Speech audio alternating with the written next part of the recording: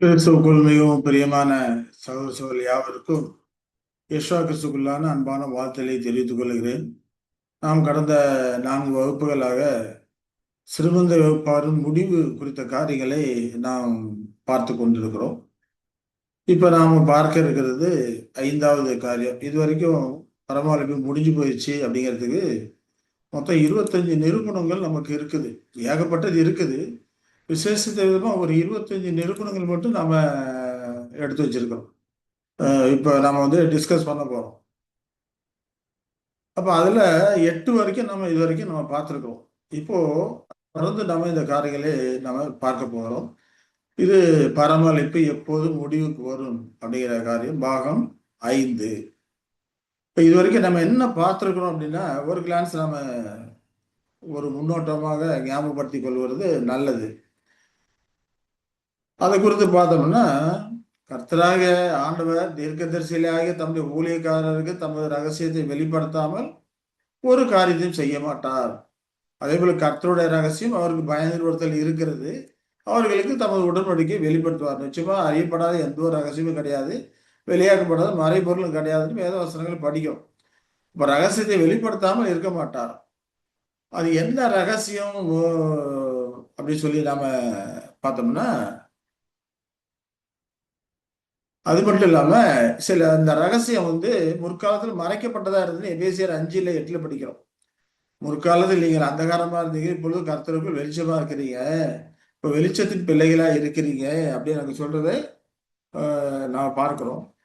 இந்த ரகசியம் அப்படிங்கிறது ஆதி காலங்கள்ல மறைக்கப்பட்டதா இருக்கு. தலைமுறை கொலோசியர் 1 25 27 வரைக்கும் பார்த்தோம்னா தலைமுறைகளுக்கு மறைவாயிருந்து இப்பொழுது அவருடைய பரிசுத்தவான்களுக்கு வெளியாக்கப்பட்ட ரகசியம் என்று அங்க சொல்றார். ரகசியமாக தேவவசனம் சொல்றார். அத சுவிசேஷ யுகத்துல பரிசுத்தவான்களுக்கு தெரியப்படுத்த சித்தமானார் என்று சொல்லப்பட்டிருக்கிறதை நாம் பார்க்கிறோம். அந்த ரகசியம் என்ன ரகசியம்னா அது கிறிஸ்துவை குறித்த ரகசியம் தான்.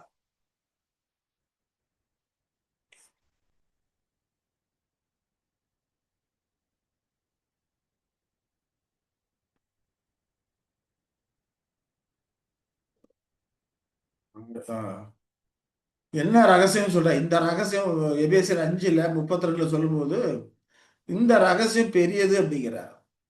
இந்த ரகசியம் பெரியது, நான் கிறிஸ்துவை பற்றியும் சபையை பற்றியும் சொல்கிறேன் அப்படிங்கிறார். தலையாகிய யெஷுவா கிறிஸ்துவும் சரீரமாகி சபையும் சேர்ந்து உலகத்தை ஆளக்கூடிய அந்த ரகசியம் பெருசு அப்படின்னு சொல்லி அங்க சொல்றாரு.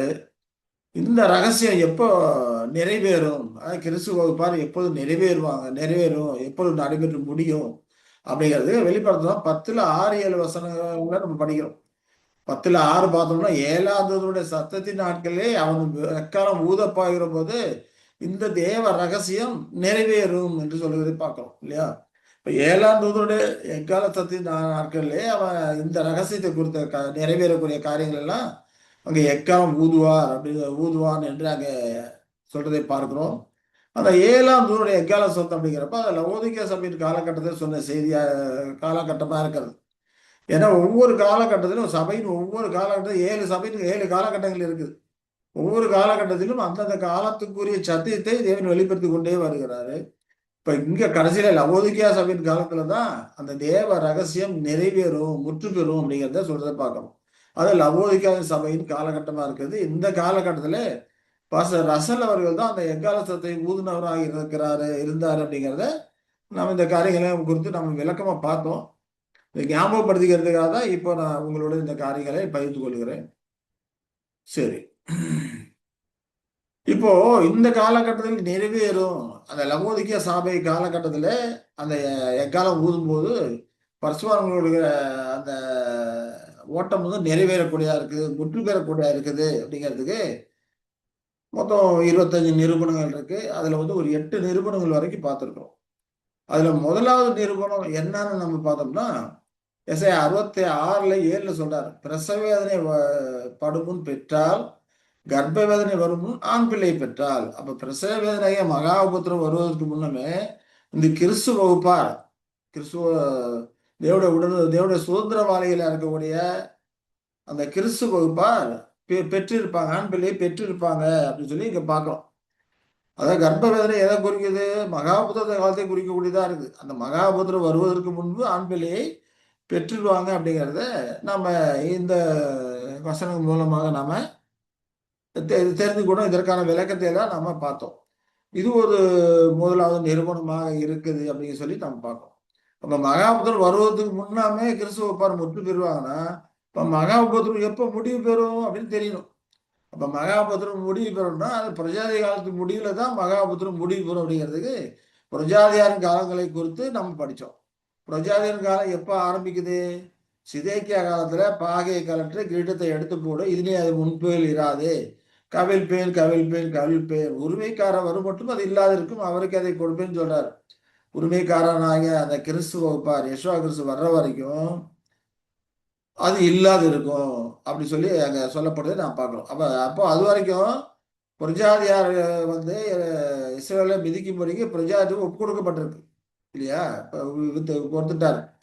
அப்ப இந்த ஆளுகை அப்படிங்கிறது எடுக்கப்பட்டு போயிடுச்சு. இனி ஆளுகை கிறிஸ்துவ ராஜ்யத்தில் ஆளுகை பண்ணுற அந்த காலகட்டத்துல வரும். அப்ப அந்த காலகட்டத்துல தான் வந்து பிரஜாதி முடிவு வரும்போது அது உபத்திரவமா இருக்கும். பிரஜாதி காலைக்கு உபத்திரவமா இருக்கும் அப்படிங்கிறத நம்ம பார்க்கணும்.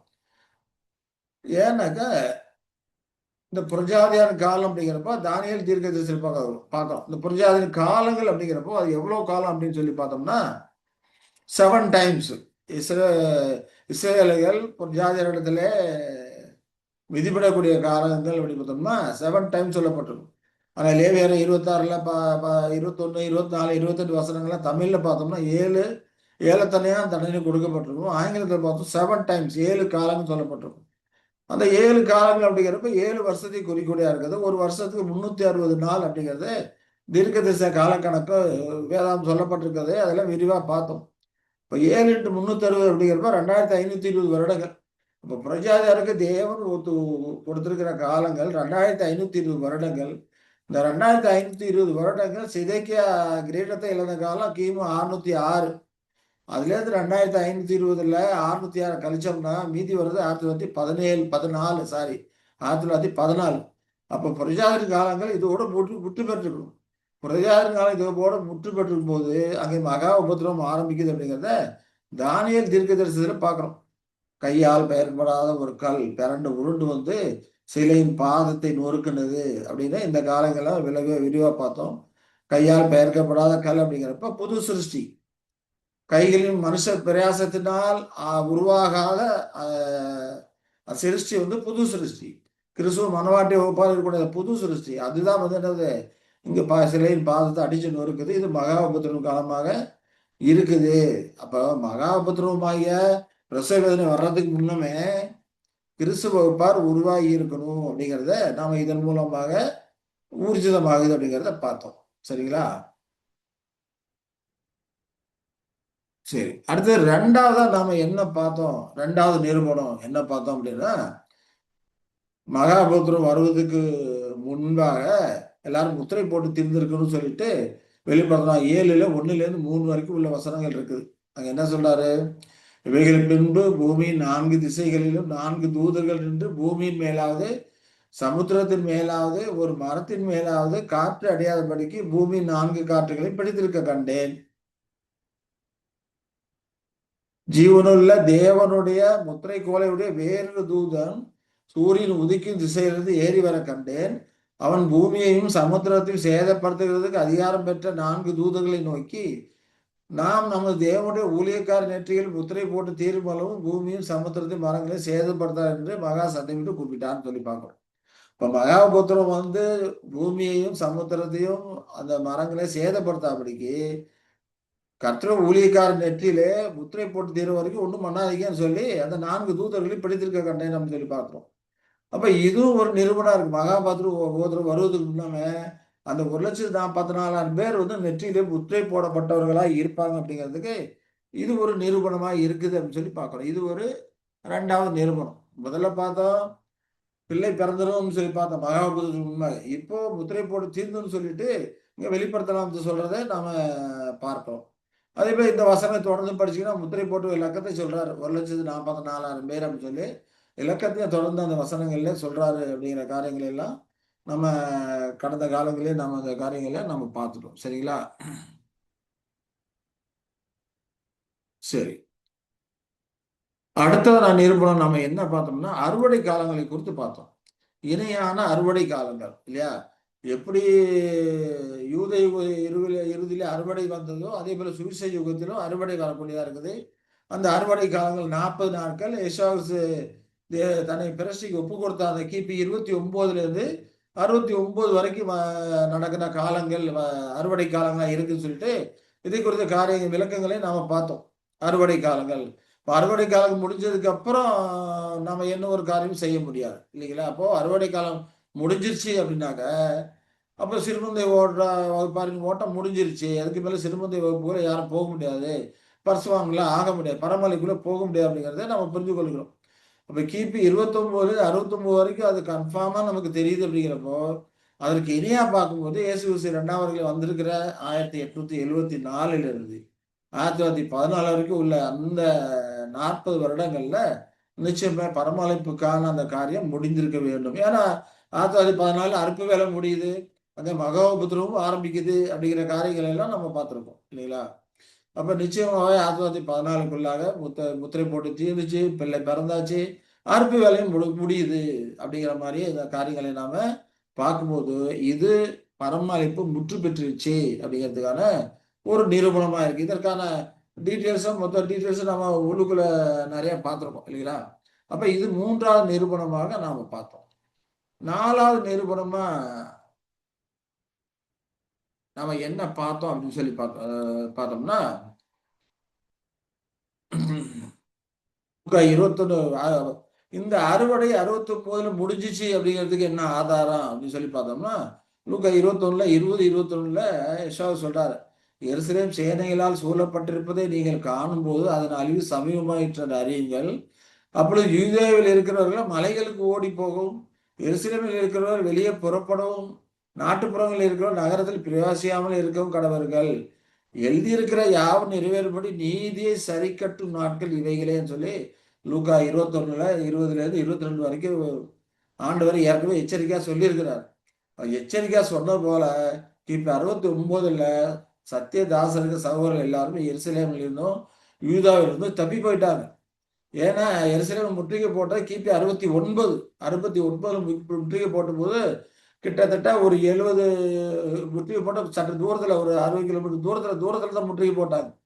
அப்ப அவங்களுக்கு தப்பி செல்வதற்கு அதுக்கு காலம் இருந்து டைம் இருந்தது. அதனால பக்கத்துல இருக்க பெல்லா அப்படிங்கிற ஒரு நகரத்துக்கு அங்க பக்கத்துல இருந்த ஒரு சிட்டிக்கு அங்க தப்பி போயிட்டாங்க. அப்ப இந்த நிகழ்வுகளும் நமக்கு எதை குறிக்குது? 69ல இருந்து அறுவடை முடிஞ்சு போச்சு அப்படிங்கிறத குறிக்கக்கூடியதா இருக்குது. அதுக்கப்புறம் பார்த்தோம்னா 70ல ஒரு முற்றுகை நடந்தது. 69க்கு அப்புறம் 70ல முற்றுகை நடக்கும்போது அது எருசலேமுக்கு பக்கத்திலே வந்து நடந்தது. எருசலேம் வந்து 30 மைல் தூரத்திலேயே அந்த காரியங்கள்லாம் நடந்தது. அப்ப தப்பி செல்வதற்கு அங்க வாய்ப்பே இல்லாதபடிக்கு இருந்தது அந்த காலகட்டத்துல அப்படின்னு சொல்லி பார்க்கிறோம். அப்போ அறுவடை 69 முடிஞ்சிருச்சு அப்படிங்கிறதுக்கு நமக்கு இது ஒரு உதாரணமாக நிரூபணமா இருக்கிறது. அப்ப இதுக்கு அப்புறம் இதுக்கு இணையா பார்க்கும்போது கிபி 1874லேருந்து 1914 வரைக்கும். அப்ப 1914ஓட பரிசுத்தவான்களுடைய அந்த தேர்ந்தெடுப்பு முற்று பெற்றாவிட்டது அப்படிங்கிறது 4வது நிரூபணமாக இதிலே நடந்த உண்மை நிகழ்வுகள் நமக்கு அதுக்கு இணையாக அங்க நமக்கு காண்பிக்கக்கூடியதாக இருக்குது அப்படிங்கிறத நம்ம பார்த்தோம். அடுத்தது 5வது நிரூபணமா நாம என்ன பார்த்தோம்னா, அறுவடை நேரம் அப்படிங்கிறப்போ 1 ஹவர் அப்படின்னு சொல்லி பார்த்தோம். அறுவடை நேரம் அப்படிங்கிறப்போ அந்த வெளிப்படுத்தின 14, 15 பார்க்கும்போது பூமியின் பயிர் முதிர்ந்தது, அறுக்கிறதுக்கு காலம் வந்தது இப்போ சொல்லப்பட்டது. ஆனா அது ஆங்கிலத்துல பார்க்கும்போது ஹவர் அப்படின்னு சொல்லி போட்டிருக்கும். அப்ப அறுப்பதற்கான நேரம் வந்தது. ஹவர் அப்படிங்கிறப்ப 1 ஹவர். அந்த 1 ஹவர் நம்ம கால்குலேஷன் பண்ணோம்னா, ஒரு நாள் அப்படிங்கிறப்ப 24 ஹவர். அப்ப 24 ஹவர் கொண்டது 1000 நாள். கர்த்தருக்கு ஒரு நாள் 1000 வருஷம். அப்ப 1000த்த 24ஆல வகுத்தோம்னா 1 ஹவருக்கு எத்தனை வருஷம்னு வரும் தெரியும். அப்ப 1 ஹவருக்கு அந்த மாதிரி டிவைட் பண்ணி பார்க்கும்போது 41 2 3 வருது. அதாவது 41 வருடங்களும் 8 மாதங்களும் வரக்கூடியதா இருக்குது. அப்ப அறுவடை நேரம் அப்படிங்கிறப்போ 1874லேருந்து 1916 வரைக்கும் இருக்குது அப்படிங்கிறத நம்ம இதன் மூலமா புரிந்து கொள்கிறோம். அப்ப ஏற்கனவே 1874 தானே சொன்னீங்க, அதுலலாம் பார்த்தோம் அப்படிங்கிறப்போ அறுவடை முடிச்சிட்டு அதற்கு வந்து பின்ன பொறுக்குதல் காரியம் ஒண்ணு இருக்கு. கதிர் பொறுக்குதல் காரியம் ஒண்ணு இருக்கு. அது அந்த 2 வருஷம். ஏன்னா பயிர்ல ஓரத்துல இருக்கிறத சிந்தி கிடக்கிறதெல்லாம் நீங்க மறுபடியும் போய் அதை கலெக்ட் பண்ணாதீங்க அப்படின்னு நேரம் வந்து சொல்லியிருக்கிறார். அதை பரதேசிகளுக்கும் ஏழைகளுக்கும் விட்டு விடுங்கன்னு சொல்லியிருக்கிறார். இப்ப அந்த காரியம் பார்க்கும்போது அதுக்கடுத்து 1916 வரைக்கும் இருக்கு. அறுவடை நேரம் அப்படிங்கிறப்போ அதோட முடியக்கூடியதா இருக்குது. அறுவடை 1974 முடியுது. விழுகதிர் பொறுக்குதல் அப்படிங்கிறப்போ சாரி, அறுவடை 1874 ஆரம்பிச்சு 1944 முடி 14 முடியுது. 1914 முடியுது. ஆனா அந்த விழுகதிர் பொறுக்குதல் அந்த சேகரிக்கக்கூடிய அந்த காரியம் 16 வரைக்கும் இருக்குது அப்படிங்கிறத நம்ம இதன் மூலமாக கடந்த வாரத்திலே நாம பார்த்தோம் இல்லைங்களா? அப்ப இந்த இது நமக்கு எதை நிரூபணம் பண்ணுது? 1914 அந்த காரியம் முற்று பெற்றுருச்சு. அதுக்கப்புறம் அறுவடை சேகரிப்புங்கிறது 1916 வரைக்கும் இருக்குது. அந்த சேகரிப்பு சேர்த்தோம்னா அறுவடை காலம் 1916 வரைக்கும் இல்லைங்களா? அப்ப இதற்கப்புறம் யாரும் புது சிருஷ்டியாக ஜெனிப்பிக்கப்பட முடியாது அப்படிங்கிற காரியங்களை நாம பார்த்தோம். அதற்கப்புறம் 6வது நிரூபணமா என்ன பார்த்தோம்? சோதனையின் மணி நேரம் சொல்லப்பட்டோம் இல்லைங்களா? வெளிப்படுத்தலாம் 3:10 படிக்கும் போது, என் பொறுமை குறித்து சொல்லிய வசனத்தை நீ காத்து கொண்டபடியினால் பூமியில் குடிக்கிறவர்களை சோதிக்கும்படியாக பூச்சக்கரத்தின் மேலிருந்து வரப்போகிற சோதனைக்கு தப்பும்படி நான் உன்னை காப்பேன் அப்படின்னு சொல்லப்பட்டிருக்கும் போது ஹவர் ஆஃப் டெம்டேஷன் ஆங்கிலத்தில் போட்டிருக்கும். அப்ப சோதனையின் மணி நேரம் அப்படிங்கிறப்போ முதலாவது சோதனை 1878 நிகழ்ந்தது அப்படிங்கிற காரியங்கள் எல்லாம் நம்ம ஏற்கனவே பார்த்தோம் இல்லையா? பார்பர் வந்து 1878 மீட்கும் வழி அவசியம் இல்லை என்று சொன்னாரு. அதுல இருந்து ஒரு 1916 வரைக்கும் ஒரு 5 கொளுத்துகள் நடந்தது. 5 கொளுத்தல். அதுக்கப்புறம் 16ல 6வது கொளுத்தலாக அது நடந்தது அப்படின்னு சொல்லி நம்ம இந்த காரியங்களை குறித்து டீட்டெயில்ஸ் பார்த்தோம். அது ஆரம்பம் 1878. ஏன்னா மீட்கும் வழி அவசியம் இல்லை என்று மில்லர் அந்த கொளுத்தல் வேலை செய்ய ஆரம்பித்ததிலிருந்து அது ஆரம்பிக்குது. அப்ப சோதனை மணி நேரம் 1878 அப்படின்னாக்க அதுல இருந்து 41 வருடங்கள் 8 மாதங்கள் கணக்கு பண்ணோம்னா கிட்டத்தட்ட 1919 அப்படிங்கிற காரியத்துக்கு வந்து முற்று பெறக்கூடியதா இருக்கு. அப்ப 1919ஓட அந்த காரியங்கள் எல்லாம் நிறைவேறுது அப்படிங்கிறத நாம இதன் மூலமாக முடிகிறப்போ இப்ப இந்த சோதனை மணி நேரம் அப்படிங்கிற அந்த காரியமும் பரமழைப்பு முற்று பெற்றாயிட்டுது அப்படிங்கிறத நமக்கு தெரியப்படுத்துது அப்படிங்கிறத நாம இதன் மூலமாக புரிந்து கொள்கிறோம். சரிங்களா? இதற்கான சின்ன சார்ட் கூட போட்டு பார்த்தோம் இல்லைங்களா? சரி, இது கூட தேவையில்லை இப்போ. அடுத்ததா பார்த்தோம்னா 8வது நிரூபணமா நம்ம என்ன படிச்சோம்? கடந்த கிளாஸ்ல ஆமோஸ் 9:13 குறித்து பார்த்தோம். இதோ உழுகிறவன் அறுக்கிறவனையும் திராட்சை பழங்களை ஆலையாடுகிறவன் விதைக்கிறவனையும் தொடர்ந்து பிடித்து பர்வதங்கள் திராட்சை ரசமாய் வடிகிறதும் மேடுகளெல்லாம் கரைகிறதுமான நாட்கள் அவரு என்று கர்த்தர் சொல்லுகிறார். ஆமோஸ் சொல்ற தீர்க்க தரிசனத்தை பார்த்தோம்.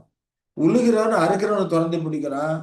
திராட்சை பழங்களை ஆலையாடுகிறவன் விதைக்கிறவனை தொடர்ந்து பிடிக்கிறான். இதை நம்ம ஞாபகத்தில் வச்சுக்கணும் இல்லையா? உழுகிறவன் அறுக்கிறவன் தொடர்ந்து பிடிக்கிறான். திராட்சை பழங்களை விதைக்கிறவன் திராட்சை பழங்களை ஆலையாடுகிறவன் தொடர்ந்து பிடிக்கிறான்றாங்க சொன்னதை நாம பார்த்தோம். இதற்கான விளக்கங்களை கொடுத்து என்னங்கிறத நாம பார்த்தோம் இல்லைங்களா? அப்போ அந்த காரியங்களை குறித்து சின்ன சார்ட் நம்ம பார்த்தோம்னா அறுவடை காலம் 1874 1914 வரைக்கும் நடக்குது. நாம ஏற்கனவே பார்த்த இல்லையா? அறுவடை காலம் 1874 1914 வரைக்கும் நடக்குது. அறுவடை சேகரிப்பு அப்படிங்கிற 16 வரைக்கும் நடக்கக்கூடியதா இருக்குதுன்னு பார்ப்போம். இப்ப அறுவடை சேகரிப்பெல்லாம் சேர்த்து 1916 வரைக்கும் நடக்கும்போது உழுகிறவன் அப்படிங்கிறப்போ மகாபுத்திர காலத்தை தான் குறிக்கக்கூடியதா இருக்கு. அடுத்து விதைக்கிறதுக்கு பூமியை பண்படுத்தணும் இல்லையா? நிலத்தை பண்படுத்து, கீழே இருக்கிறது மேலே கொண்டு வரணும், மேலே இருக்கிறத கீழே கொண்டு போகணும், அப்படி பிரட்டி போடணும். அதே போல மறுபடியும் சத்தியத்தை விதைப்பதற்கு மக்களுடைய இருதயத்தை உழுது போடணும். அதுக்கு தான் இந்த மகாபுத்திரம் வருது. இந்த மகாபுத்திரம் 1914 ஆரம்பிச்சிருச்சு. ஆனா அறுவடை பின் சேகரிப்புலாம் பார்க்கும்போது 1916 வரைக்கும் இருக்கக்கூடியதா இருக்குது. அப்ப இங்க ஒரு ஓவர் லேப்பிங் வருது அப்படிங்கிறத நம்ம புரிந்து கொள்கிறோம் இல்லையா? ஆனா அங்கிருந்த பார்த்தோம்னா அறுக்கிறவனை தொடர்ந்து பிடித்து அப்படின்னு சொல்லி வரும். ஆனா தொடர்ந்து பிடித்துன்னு வருகிறப்போ ஆங்கிலத்துல ஓவர்லாப்பிங்னு வரும். இங்க பார்த்தோம்னா இது உழுகிறவன் அறுக்கிறவனை திராட்சை பழங்களை ஆலையிடுகிறவன் விதைக்கிறவன் தொடர்ந்து பிடித்துன்னு தமிழ்ல போட்டிருக்கும். ஆனா இங்கிலீஷ்ல பார்த்தோம்னா ஓவர்டேக் த ரீப்பேர் சொல்லப்பட்டிருக்கிறத அங்க பார்க்கலாம். ஒருத்தருக்கு ஒருத்தர் ஓவர்டேப் பண்ணுகிறது, அதான் ஓவர்லேப் அப்படின்னு சொல்லி இங்க சார்ட்ல நம்ம போட்டு காமிச்சிருக்கிறோம். அப்போ உழுகிறவன் இருக்கக்கூடிய அந்த மகா உபத்திரம் 1914 ஆரம்பிக்குது. அறுவடை அப்படிங்கிறப்போ அந்த அறுவடை சேகரிப்பு சேர்த்தோம்னா 1916 முடியுது. அப்ப இந்த காலத்துல ஒரு ஓவர்லாப்பிங் இருக்குது. அப்ப இது உழுகிறவன் என்ன பண்ணான், அந்த கதிர் சேகரிப்பு அறுவடை சேகரிப்பு அந்த காரியம் நடந்துகிட்டு இருக்கும்போது பின்னாலே வந்து கோடு போட ஆரம்பிக்கிறான், உழுவுறதுக்கான கோடு போட ஆரம்பிக்கிறான் அப்படின்னு சொல்லி நாம பார்க்கிறோம். அப்ப இத இன்னொரு விதமாக ஆலையாடுகிறவன் சொல்றாரு. பூமியின் திராட்சை பழங்கள்லாம் பழுத்துருச்சு, அதை அறுத்து ஆலையில போட்டு மிதிக்கிறோம் அப்படின்னு சொல்லி சொல்லப்பட்டிருக்கு இல்லைங்களா? இப்போ இன்னொரு கருத்துல இந்த மகாபுத்திரத்தை பூமியின் பழுத்த பழங்கள்லாம் ஆலையில போட்டு மிதிக்கிறது அப்படின்னு சொல்லி சொல்லப்பட்டு பார்க்கிறோம். இப்ப மகாபுத்திர காலம் ஆலையில போட்டு மிதிக்கிறதுனா அதற்கு பின்னால இருக்கிறது விதைக்கிற காலம் இருக்குது. இது பெசிலியா. மகாபுத்திரம் எபிபின் காலமாவும் இருக்கிறது, மகாபுத்திர காலமா இருக்கு, ரெண்டுமே அதுதான். அதுக்கு பின்னால வர்றது பெசிலியா காலம் இல்லைங்களா? இப்ப இந்த மகாபுத்திரம் எங்க போய் முடிவடையதா இருக்குது? யாக்கோபின் இக்கட்டு காலத்துல போய் முடிவடையக்கூடியதா இருக்குது. அறுவடை இங்க எப்ப முடிஞ்சது? கிபி 69 இல்லையா? எருசலேம் சேனைகளால் முற்றுகை போட்டிருக்கும் போது அழிவு சமீபத்தில் அறிந்து கொள்ளுங்கள் சொல்றாரு இல்லையா? அதற்கு இணையாக இந்த மகாபுத்திரம் எங்க முடியுது? அதே போல இஸ்ரவேலர்கள் உலக நாடுகளால் சூழ்ந்திருக்கிறதை நேரக்கூடிய அந்த காரியம் அந்த நிறைவேறும் போது யாக்கோபுக்கு அது இக்கட்டு காலம் என்று சொல்லப்படுகிற தீர்க்கதரிசி சொல்லி இருக்கிற காரியங்களை எல்லாம் நம்ம ஏற்கனவே படிச்சிருக்கிறோம் இல்லைங்களா? அப்ப யாக்கோபின் இக்கட்டு காலம் வரைக்கும் இந்த மகாபத்திர காலம் 1914 ஆரம்பிச்சு யாக்கோபின் இக்கட்டு காலம் வரைக்கும் இது இருக்குது. இது எந்த வருஷம் முடியும் அப்படிங்கலாம் நமக்கு தெரியாது. அந்த காலங்கள் வரும்போது நிச்சயம் தேவன் அந்த காலத்துக்கு ஏற்ற விதமா அந்த காரியங்கள் நமக்கு வெளிப்படுத்துவாரு. அப்ப ஆனா தீர்க்கத்துல சொல்லப்பட்ட பிரகாரம் யாக்கோபுக்கு வரக்கூட இக்கட்டு காலத்தோட மகாபுத்திரம் முடியுது. இப்ப இக்கட்டு காலம் முடியுது அப்படின்னா அவர்களை மனம் மாத்தணும். அவர்களை மனம் மாத்தணும். அதற்கு மூப்பராக பாத்திரவான்கள் உயிரோடு அங்க இருக்கணும். அப்ப இந்த இக்கட்டு காலம் முடியறதுக்கு முன்னுமே மூப்பராக பாத்திரவான்கள் உயிரோடு வந்திருப்பாங்க, உயிர்த்தந்து வந்திருப்பாங்க. அப்ப அவர்கள் தான் இவர்கள் நம்ம கிறிஸ்துவத்துல மனம் மாற்றுவாங்க அப்படிங்கிற காரியங்கள்லாம் தீர்க்கதரிசி காரியங்களை நம்ம ஏற்கனவே விளக்கமா பார்த்துருக்குறோம். அப்போ மூப்பராய பார்த்தவங்க எப்போ உயிரோடு எழுந்து வர்றாங்களோ அப்பவே என்ன ஆரம்பிக்குது? பெஸ்லியே ஆரம்பிக்குது. ஆனா இவர்கள் உயிரோடு எழுந்து வந்திருக்காங்க அப்படிங்கிறது இவர்களுக்கு தெரியாது. இஸ்ரவேலர்கள் கூட்டி சேர்க்கப்பட்ட இஸ்ரவேலர்களுக்கு தெரியாது. அப்ப அவர்களோட நடவடிக்கைகள், பேச்சு அந்த காரியங்களை வைத்து அவர்கள் தலைமை சார்ந்து அவர்கள் ஒப்புவிப்பாங்க. அவர்கள் சொல்றதை கேட்க ஆரம்பிச்சிருவாங்க. ஏன்னா மூப்பராய பாத்திரம் உயிரோடு வரும்போது பூர்ண சரீரத்துல பூர்ணமான மனநிலையிலே அதை வரக்கூடியவர்களா இருக்க பூர்ண சரீரத்தில் வரக்கூடியவர்களா இருக்கிறாங்க. அதனால அவருடைய காரியங்கள் எல்லாமே அபரிதமாக இருக்கும். எல்லாரும் உற்று நோக்கக்கூடியதாக இருக்கக்கூடியதாக இருக்கும். அவர்களுடைய ஆளுமை தன்மை, பேச்சு திறமை இதெல்லாம் பார்த்து ஆளுகை அவர்களுக்கு கீழ்ப்படிய ஆரம்பிப்பாங்க. அப்ப அவர்கள் சொல் பேச்சு கேட்டு அவர்கள் மனம் திரும்பும் போது இந்த இக்கட்டு காலத்துல தேவன் அவர்களை அதிசயத்தக்க விதமாய் பாதுகாக்கிறாரு. இப்ப இங்க நம்ம என்ன சொல்ல வர்றோம் அப்படின்னாக்க கிபி 69 சூழப்பட்டது போல இங்கேயும் சூழப்படுது. அந்த காலத்தோட மகாபுத்திரம் முடியுது. ஆனா மகாபுத்திரம் முடியறதுக்கு முன்னமே மூப்பராய பார்த்தா உயிரோடு வந்திருப்பாங்க அப்படிங்கிறப்ப அங்கேருந்து பெசிலே ஆரம்பிக்குது. அப்ப இங்கே என்ன அர்த்தம்னா திராட்சை பழத்தை ஆலையாடுகிறவனை பெசிலியா காலத்துல இருக்க விதைக்கிறவங்க தொடர்ந்து பிடிப்பாங்க. அப்ப இங்க அந்த விதமாக அது நிறைவேறுது. ஏன்னா மகாபுத்திர காலத்தை வந்து என்ன சொல்றாரு? திராட்சை பழத்தை ஆலையாடுகிற காலமாவும் இருக்குது. பூமியின் திராட்சை பழங்களை பறித்து ஆலையில போட்டு மிதிக்கிற காலமா இருக்குது. அந்த ஆலையில் போட்டு மிதிக்கிறவனை அடுத்தது பெசிலியா காலத்துல விதைக்கிறவன் தொடர்ந்து பிடிப்பான். அதே போல அறுவடை காலத்துல இருக்கு பார்த்தோம்னா மகாபுத்திரத்தை உழுவுற வேலையை செய்யக்கூடிய மகாபுத்திரத்தை உழுவுற வேலை செய்யக்கூடிய அந்த அறுவடை வேலை செய்யணும் தொடர்ந்து பிடிப்பான் என்று அங்கே ஆமோஸ் சொல்றதை நாம புரிந்து கொள்கிறோம். அப்ப இதெல்லாம் நமக்கு எதை விலக்கி காட்டக்கூடியதா இருக்குது? பராமரிப்பு முற்று பெற்றாகிவிட்டது. 1914, 16 எல்லாம் பராமரிப்புக்கான அந்த காரியம் முற்று பெற்றாவிட்டது, முடிவாயிருச்சு. 1,44,000 பேரு அப்படிங்கிறது முடிவாயிருச்சு. இனி அந்த யாரும் அந்த புது சிஷ்யாக ஜெனிப்பிக்கப்பட முடியாது அப்படிங்கிற காரியங்களை நாம இதுல அறிந்து கொள்ளக்கூடியவர்களா இருப்போம். அப்ப இது வரைக்கும் நம்ம கடந்த காலங்களில் நம்ம பார்த்தோம். இப்ப நாம பார்க்கக்கூடியது அடுத்த நிரூபணம், 9வது நிரூபணம் என்னன்னு பார்த்தோம்னா, சங்கீதம் 149ல 5ல இருந்து 9 வரைக்கும் உள்ள வசனங்களை நாம இப்போ தியானித்து அதை ஆராய்ந்து அறிந்து கொள்ளலாம். என்ன சொல்றாரு? 5ல இருந்து சங்கீதம் 149ல 5ல இருந்து 9 வரைக்கும் உள்ள வசனங்கள் என்ன சொல்றாருன்னு பார்த்தோம்னா, பரிசுத்தவான்கள் மகிமையோடு கலிகூர்ந்து தங்கள் படுக்கைகள் மேல் கம்பீரிப்பார்கள். ஜாதிகளிடத்தில் பழி வாங்கவும் ஜனங்களை தண்டிக்கவும் அவர்களுடைய ராஜாக்களை சங்கிலிகளாலும் அவர்களுடைய மேன்மக்களை இருப்பு விளக்குகளாலும் கட்டவும் எழுதப்பட்ட நியாய தீர்ப்பை அவர்கள் மேல் செலுத்தவும் அவர்கள் வாயில் கர்த்தரை உயர்த்தும் துதியும் அவர்கள் கையில் இருபுறம் கருக்குள்ள பட்டயமும் இருக்கும். இந்த கனம் அவருடைய பரிசுத்தவான்கள் யாவருக்கும் இருக்கும் உண்டாகும். அல்லேலூயா அப்படிங்கிறார். இது சொல்லப்பட்ட காரியங்கள்லாம் அவருடைய பரிசுத்தவான்கள் யாவருக்கும் உண்டாயிருக்கும். அனைத்து பரிசுத்தவான்களும் உண்டாயிருக்கும். இப்ப அனைத்து பரிசுத்தவான்களும் என்ன? 1,44,000 பேர் இல்லையா? அப்ப 1,44,000 பேருக்கு இதுல சொல்லப்பட்ட பிரகாரம் ஜாதிகள் மேல் பழி வாங்கிறது, ஜனங்கள் மேல் தண்டனை கொடுக்கிறது, அதை நிறைவேற்றக்கூடிய கனம் கொடுக்கப்படும் என்று இந்த வேத வசனங்கள் கற்பிக்கக்கூடியதா இருக்குது.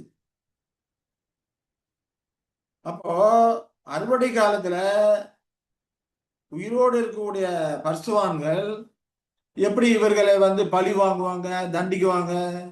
ஏன்னா தேவன் ஆண்டவர் சொல்லும் போது பழி வாங்குவது எனக்கு உரியது, நானே பதில் செய்வேன்னு சொல்லி தேவன் சொல்லி இருக்கிறார் இல்லைங்களா? அப்ப இங்க ஜாதிகளிடத்திலே பழி வாங்க, தண்டிக்க இல்லையா, இந்த காரியங்கள்லாம் பரிசுத்தவான்கள் யாவருக்கும் உண்டாகும் என்று சொல்லப்படுகிறது. அப்படிங்கிறப்போ உயிரோடு இருக்கக்கூடிய அறுவடை காலத்துல உயிரோடு இருக்கக்கூடிய பரிசுத்தவான்கள் உடல் வன்முறையால் இந்த காரியங்களை செய்ய மாட்டாங்க. சத்தியத்தை அறிவிப்பதன் மூலமாக தப்பறைகளை கலைகளை வெளிப்படுத்துவதன் மூலமாக இந்த தண்டனையான காரியங்களை பழிவாங்கக்கூடிய காரியங்களை செய்யக்கூடியவர்களா இருப்பாங்க. நிச்சயமா உடல் வன்மையாக செய்யக்கூடிய காரியங்கள் அல்ல, சத்தியத்தை வெளிப்படுத்துவதன் மூலமாக செய்யக்கூடிய காரியம். பொய்யான உபதேசங்களின் வல்லமை எல்லாம் இவர் வெளிப்படுத்துகிற அந்த சத்தியமானது முறியடிக்கும் வேலையை இவர்கள் பங்கு கொள்கிறாங்க.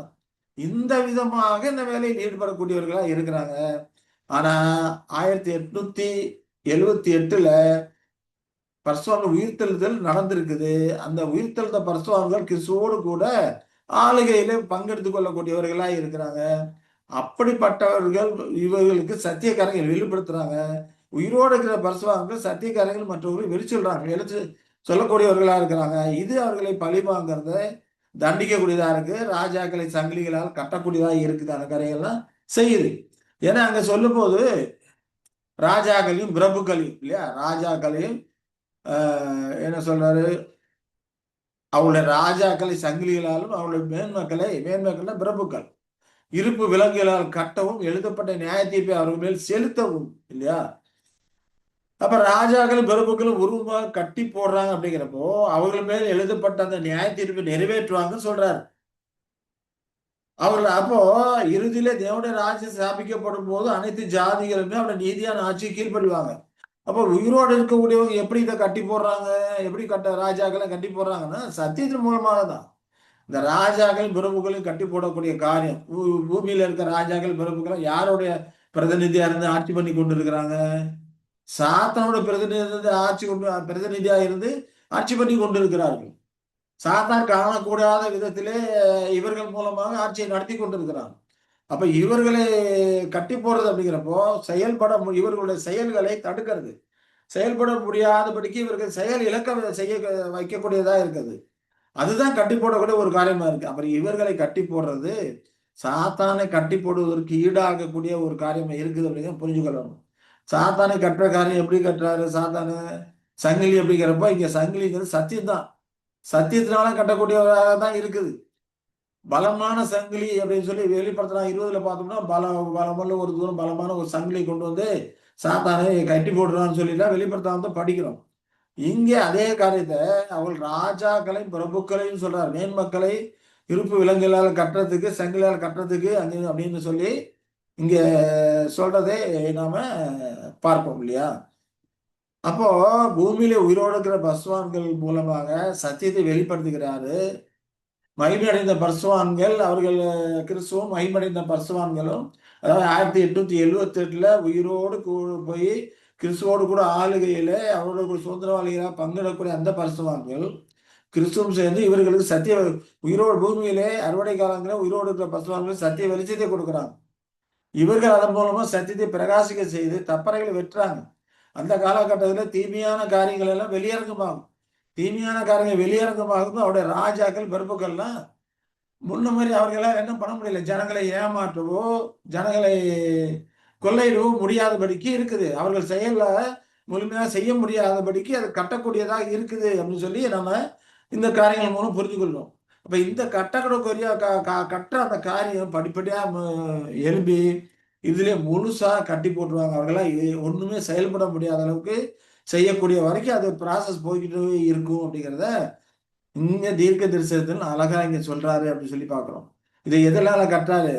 அவரை கட்ட எழுதப்பட்ட நியாய தீர்ப்பை செலுத்துறதுக்கெல்லாம் அவர்கள் வாயில கர்த்தரை உயர்த்த தூதி இருபுறம் கற்கொள் பட்டயம் இதன் மூலமா தான் அந்த கட்டுதல் வேலையை செய்யறாங்க அப்படின்னு சொல்லி பார்க்கணும் இல்லையா? சரி, இதுல வந்து ஒவ்வொரு வசனமா கொஞ்சம் நம்ம விளக்கமா பார்க்கலாம். 5வது வசனம் பார்த்தோம்னா இன்னும் கொஞ்சம் நுணுக்கமா அந்த காரியங்களை பார்க்கலாம்.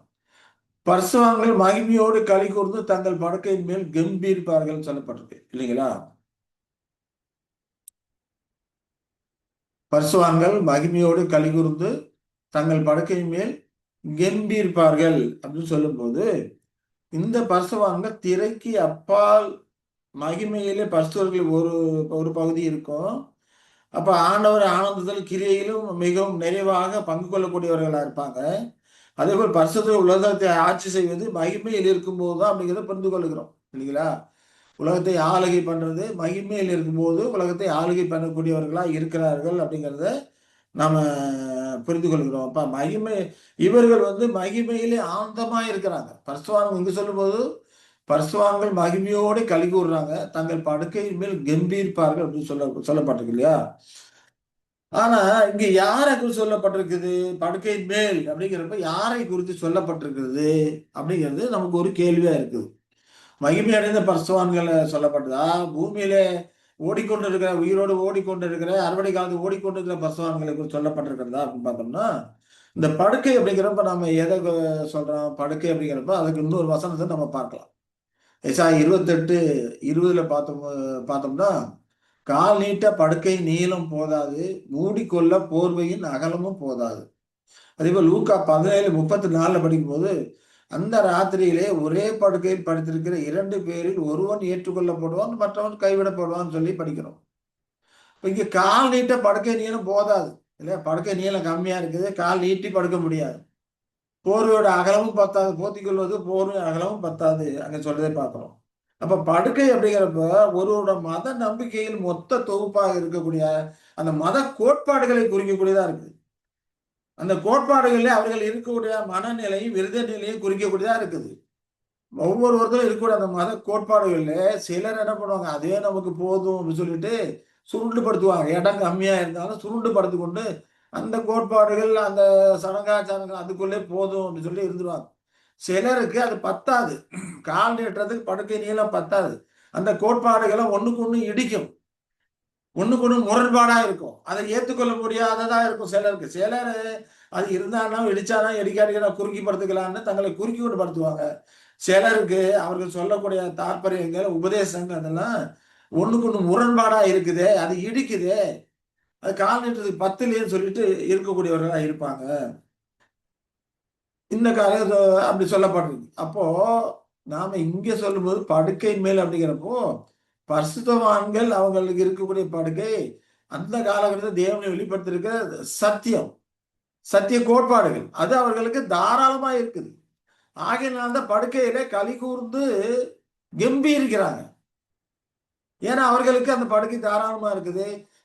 அந்த காலத்துக்குரிய சத்தியத்தை, அறுவடை காலத்துக்குரிய சத்தியத்தை தேவன் ஆண்டவராய் யெஷுவா மூலமாக தாராளமாய் கொடுத்து கொண்டிருக்கிறார். அதனால அங்கே அவர்கள் படுக்கையின் மேலே அவர்கள் கொடுத்திருக்கிற அந்த சத்திய காரியங்கள் மேலே அவர்கள் கம்பீரிக்கக்கூடியவர்களா இருக்கிறார்கள் அப்படிங்கிறத நாம பார்க்கிறோம். இதெல்லாம் யாரு? இவர்களுக்கு அதே போல 93 சாரி. அப்ப பரிசுத்தவான்கள் திரையின் இந்த பக்கத்திலே இருக்கும்போது படுக்கை உடையவர்களா இருக்கிறாங்க. அதாவது திரையின் இந்த பக்கத்துல அப்படிங்கிறப்போ நாம திரைன்னு சொல்லிட்டு இருக்கிறோம் இல்லைங்களா? திரை அப்படிங்கிறப்போ இது முதலாம் திரை. ஆசிரியர் கூடாதுல பார்க்கணும். இது முதலாம் திரை. இது இரண்டாம் திரை. பரிசுத்தவான்கள் இதுக்குள்ள இருக்கிறாங்க.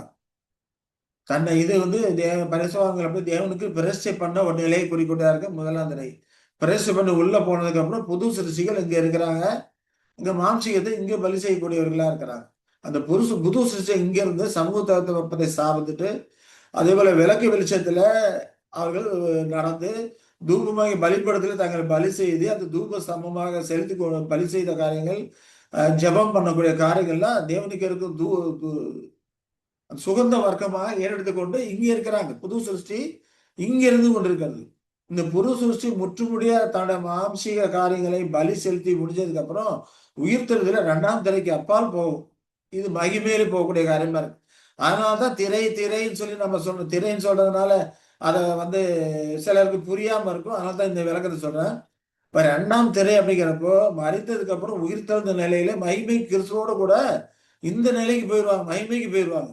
அப்ப 1878க்கு அப்புறம் பரிசுத்தவான்கள் உயிர்த்தெழுதல் நடந்திருக்குது. அந்த பரிசுத்தவான்கள் உயிர்த்தெழுதல் நடந்ததுக்கு அப்புறம் அவர்கள் இன்னும் ஒரு சாரார் இந்த நிலையில இருக்கிறாங்க. இன்னொரு சாரார் அந்த அறுவடை காலத்துல இந்த நிலையில இருந்து கொண்டிருக்கிறாங்க. அப்ப இங்க சங்கீதம் சொல்லும்போது இந்த கணம் பரிசுத்தவான்கள் எல்லாருக்கும் உரியதுன்னு சொல்றாரு. அப்ப இங்க இருக்கிற பரிசுத்தவான்கள் எல்லாருக்கும், அதாவது மாம்சீகத்திலிருந்து ஓடிக்கொண்டிருக்கிற பரிசுத்தவான்களுக்கும் மகிமையிலிருக்கிற பரிசுத்தவான்கள் எல்லாருக்கும் உரியக்கூடியதா இருக்குன்னு சொல்றாரு. அப்ப இங்க பரிசுத்தவான்கள் மகிமையில கம்பீரிப்பார்கள் அப்படின்னு சொல்லும்போது அதை எதை குறிக்கக்கூடியதா இருக்குது? அதுக்கு தான் படுக்கையில படுத்து இருக்கிறாங்கன்னு சொல்றாங்க இல்லைங்களா? படிக்கும் போது அதை புரிந்து கொள்வதற்காக தான் இந்த விளக்கங்கள் உங்களுக்கு இப்போ கொடுக்கப்படக்கூடியதா இருக்கிறது. அப்ப பரிசுத்தவான்கள் இன்னும் திரையின் இப்பக்கத்துல இந்த திரையின் இப்பக்கத்துல இருக்கும்போது படுக்கையின் உடையவர்களா இருக்கிறாங்க. அவர்களுக்கு தேவன் வெளிப்படுத்துகிற சத்தியங்கள், சத்திய கோட்பாடுகள் திருப்திகரமா இருக்குது, தாராளமா இருக்குது. படுக்கையிலே அவர்கள் சந்தோஷப்பட்டு களி கூறக்கூடியவர்களா இருக்கிறாங்க. அது விசுவாசத்தின் இளைப்பாறுதலை அர்த்தப்படுத்தக்கூடியதா இருக்கு. ஆனா இங்க இருக்கிறவங்க அவங்களும் சந்தோஷப்பட்டு களி கூறுறாங்க. அவர்களை களி கூறுதல் மெய்யான களி கூறுதலா இருக்குது. இது போல விசுவாசத்தின் இளைப்பாறுதல் இல்ல. மெய்யான இளைப்பாறுதலுக்குள்ளே இங்க இருக்கிற பரிசுத்தவான்கள் அங்க சென்றிருக்கிறாங்க அப்படிங்கிறத நாம பார்க்கிறோம். அப்ப திரைக்கு அப்பால் உள்ளவர்கள் அமைதியுடன் இருப்பார்கள். இது தெளிவாக இந்த திரையின் இப்பக்கத்தில் உள்ள விசுவாச அமைதியை ஏற்படுத்தக்கூடியதா இருக்குது. அப்ப இருபாருமே கம்பீரிக்கக்கூடியவர்கள். 2 பரிசுத்தவான் இங்க இருக்கிற பரிசுத்தவான்களும் இங்க இருக்கிற பரிசுத்தவான்கள் 2 பேருமே சந்தோஷப்பட்டு களி கூறக்கூடியவர்களா இருக்கிறாங்க. இங்க இருக்கிற பரிசுத்தவான்கள் விசுவாசத்தின் மூலமாக அவர்களுக்கு வெளிப்படுத்தப்பட்ட சத்தியத்தின் மூலமாக அங்க இளைப்பாறுதலுக்குள்ளே இருக்கிறாங்க. இவர்கள் மெய்யான இளைப்பாறுதலுக்குள்ளே இங்க பிரவேசிச்சிருக்கிறாங்க அப்படின்னு சொல்லி பார்க்கிறோம். இப்ப படுக்கை அப்படிங்கிறப்போ இங்க இருக்கிற பரிசுத்தவான்களுக்கு மட்டுமே அது உரியதா இருக்கிறது அப்படிங்கிறத நாம புரிந்து கொள்ள வேண்டும். அந்த கம்பீரிக்கிற காரியம், மகிழ்ச்சியோட இளைப்பாறக்கூடிய காரியம் இருபாலருக்குமே இருக்குது. அது இங்க இருக்கிறவங்க விசுவாசனால களி கூறுறாங்க, கம்பீரிக்கிறாங்க. இவ உண்மையிலே மெய்யான இளைப்பாறுதலுக்குள்ளே அங்கே பிரவேசித்து விட்டார்கள் என்று நாம இந்த காரியங்களை இதன் மூலமாக புரிந்து கொள்ளுகிறோம். சரி, 6வது பார்த்தோம்னா ஜாதிகளிடத்தில் பழிவாங்கும் ஜனங்களை தண்டிக்கவும் சொல்லி போட்டிருக்கோம் இல்லைங்களா? இப்ப பழிவாங்குற நிறைவேற்றுகிற காரியம் ஜாதிகள் மேல் வரும். நியாய தீர்ப்புகளை நிறைவேற்றுவதில் திரையின் இப்பக்கத்தில் இருக்கும் பரிசுத்தவான்கள் செய்ய வேண்டிய ஒரு பணி இருக்கிறதை சுட்டி காட்டுது. அப்ப நியாய தீர்ப்பு அப்படிங்கிறப்போ திரையின் இப்பக்கத்துல, அதாவது பரிசுத்த ஸ்தலத்தில் இருக்கிறவர்களுக்கு, இந்த பரிசுத்த ஸ்தலத்தில் இருக்கிறவர்களுக்கும் சாரி இங்க பரிசுத்த ஸ்தலத்துல இருக்கிறவர்களுக்கும் அந்த நிறைவேற்றுவதற்கு செய்ய வேண்டிய ஒரு பணி இருக்கிறத இது சுட்டி காட்டக்கூடியதாக இருக்கிறது அப்படிங்கிறத நான் பார்ப்போம். அந்த பணி அவர்கள் சத்தியத்தை வெளிப்படுத்தும் போது, தப்பறைகளை வெளிப்படுத்தும் போது, அந்த நீதியை வெளிப்படுத்தும் போது செய்யக்கூடிய ஒரு காரியமா இருக்குது.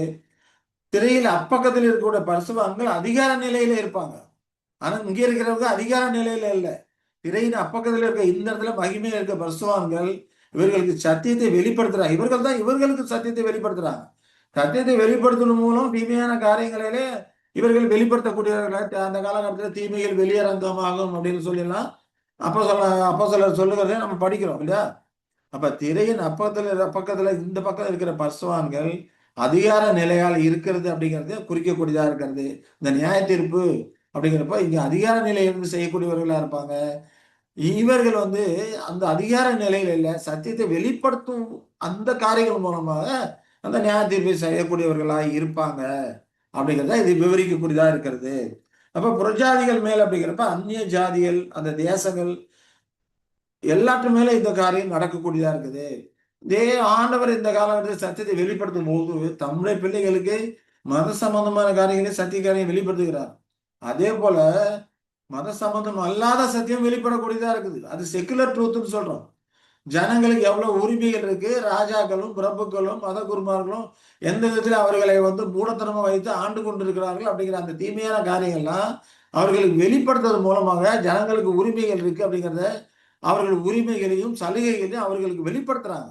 அதுதான் செக்குலர் ட்ரூத்னு சொல்றோம். அப்ப வெளிப்படுத்துவதன் மூலமாக அவர்கள் ஆள்பவர்களுக்கு எதிராக நடக்கக்கூடியவர்களா இருக்கிறாங்க.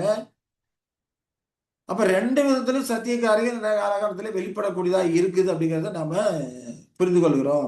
இதுதான் அந்த நியாய தீர்ப்பு காலமா இருக்குது. அப்ப இவர்கள் இங்க மகிமையில் இருக்கிற சத்தியத்தை வெளிப்படுத்துறது, இங்க இருக்கிறவங்களும் மத சம்பந்தமான சத்திய காரியங்களை வெளிப்படுத்துறாங்க. மற்ற புரஜாதி மக்களுக்கு அவங்களுடைய செக்குலர் ட்ரூத் வெளிப்படுத்துறாங்க. அறிவு பெருக்கத்தை கொடுக்குறாங்க. டிரான்ஸ்போர்ட்டிங் பெருக்கிறதுக்கு தேவையான காரியங்களை அவங்க வெளிப்படுத்துறாங்க. அப்படி வெளிப்படுத்துறது மூலமாக அவர்கள் தங்கள் உரிமைகளை உணர்ந்து கொள்றாங்க. அது நியாய தீர்ப்பின் காலமாக அவர்களுக்கு கிடைக்கும் தீர்ப்பா இருக்கிறது. அவர்களுக்கு அறிவு பெருக பெருக அதெல்லாம் என்னது மகாபுத்திரத்தை வரவழைக்கக்கூடியதாக இருக்கிறது அப்படின்னு சொல்லி நம்ம புரிந்து கொள்கிறோம். இப்ப தண்டனைகள் குறைந்தபட்சம் ஓரளவுக்கு இங்க சித்தரிக்கப்பட்டிருக்குது. இந்த பெரிய வேலையில பரிசுத்தவாங்க ஏற்கனவே ஈடுபட்டு இருக்கிறாங்க. தவறான போதைகளை சுட்டி காட்டி இருக்கிறாங்க. இங்க இருக்கிறவங்க அந்த நியாயத்தில் இருக்கக்கூடிய, அதாவது ஜாதிகளை பழிவுங்கிறது அந்த காரியங்கள். இதுல இன்னொரு விஷயத்தை நம்ம கவனிக்கணுங்க. மகா உபத்திரவ காலம்ங்கிறது அங்க வரக்கூடிய நியாய தீர்ப்பு அது வேற. அதே போல மகா உபத்திரவத்தில் வரக்கூடிய அந்த நியாய தீர்ப்பு வந்து ஏற்கனவே ஜனங்களுக்கு செய்த தவறுகளுக்கும் பாவங்களுக்கு தக்கதாக நீதியை சரி கட்டுப்படிக்கா வரக்கூடிய காரியமா இருக்குது. ஆனா பெஸ்லியா காலத்துல அதுக்கப்புறம் வரக்கூடிய அந்த நியாய தீர்ப்பின் காலங்கள்லாம் போதிக்கிறது, சோதிக்கிறது, சிற்றிக்கிறது, அந்த விதமான காரியங்கள் இருக்கு. ஆனா ரெண்டையும் போட்டு குழப்பிக்க கூடாது. ஆனா நியாய தீர்ப்பு காலங்கிறப்போ இந்த மகாபத்ர காலத்துல அவர்களுக்கு நீதியை சரி செய்யக்கூடிய, நீதியை செலுத்தக்கூடிய அந்த தீர்ப்பின் காலமாக அது இருக்கக்கூடியதா இருக்குது அப்படிங்கிறத நம்ம ரெண்டையும் பிரிச்சு புரிந்து கொள்ள கடமைப்பட்டுள்ளோம். சரிங்களா? இப்ப இங்க இவர்களுக்கு நியாய தீர்ப்பு செய்யறாங்க அப்படிங்கிறப்போ இந்த காரியங்களை தான் செய்யக்கூடியவர்களாக இருக்கிறாங்க. இப்ப மகாபத்திரத்துல மறித்து போனவங்க அவங்களுக்கு எல்லாம் மறுபடியும் அவங்களுக்கு பெசிலியா காலத்துல ஒரு சந்தர்ப்பம் இருக்கிறது, நீதியை கற்றுக்கொள்வதற்கான சந்தர்ப்பம் இருக்குது, சத்தியத்தை படிப்பதற்கான சந்தர்ப்பம் இருக்குது. அது பெசிலியா காலத்துல. அப்ப அந்த காலகட்டத்துல சத்தியத்தை விதைக்கிறதுக்கு இந்த மகாபுத்திரமானது அவர்களை பக்குவப்படுத்தக்கூடிய அந்த மகாபுத்திரமானது இவர்கள் இருதயங்களை பக்குவப்படுத்தி சத்தியத்தை ஏற்றுக்கொள்வதற்கு வைக்கத்தக்க விதமா இருக்கு. அதனாலதான் இன்னொரு கருத்துல அதை உளவு வேலை செய்யறது அப்படின்னு சொல்லி சொல்றதை நம்ம பார்க்கணும். இப்ப இந்த வேலைகளை செய்யறதுக்கெல்லாம் உயிரோடு இருக்கும் மகிமையடைந்த பரிசுத்தவான்கள், உயிரோடு இருக்கும் பரிசுத்தவான்கள் 2 பேரும் சேர்ந்து இணைந்தே செய்கிறார்கள் அப்படிங்கிறதான் நாம் இதுல பார்க்கக்கூடிய ஒரு காரியமாக இருக்குது அப்படிங்கிறத நம்ம புரிந்து கொள்ளணும். சரி, அடுத்ததா என்ன சொல்றாரு இந்த வேலையை சொல்லும்போது, அவருடைய ராஜாக்களை சங்கிலிகளாலும் அவர்களுடைய மேன்மக்களை இருப்பு விலங்குகளாலும் கட்டவும் எழுதப்பட்ட நியாய தீர்ப்பை அவர்கள் பேரில் செலுத்தவும் என்று அங்கு சொல்லுகிறதை நம்ம பார்க்கிறோம். சரிங்களா?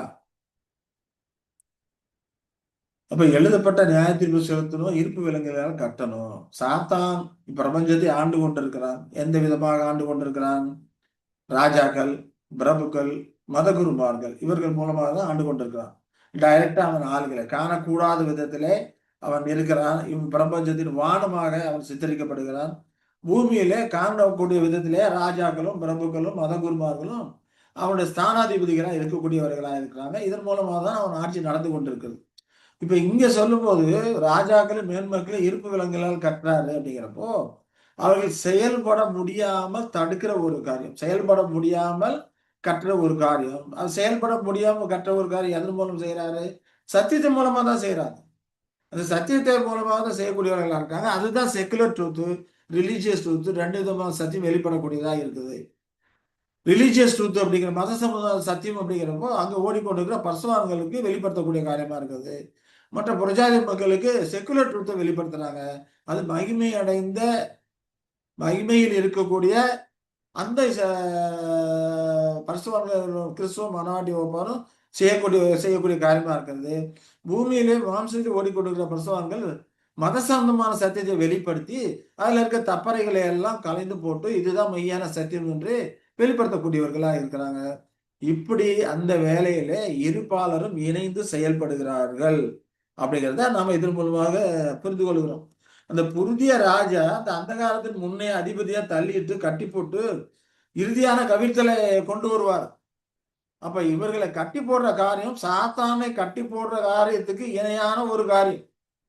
சாத்தானை கட்டுதலும் இதுவும் ஒரே மாதிரியான ஒரு காரியமா இருக்கு அப்படிங்கிறத நாம புரிந்து கொள்கிறோம்.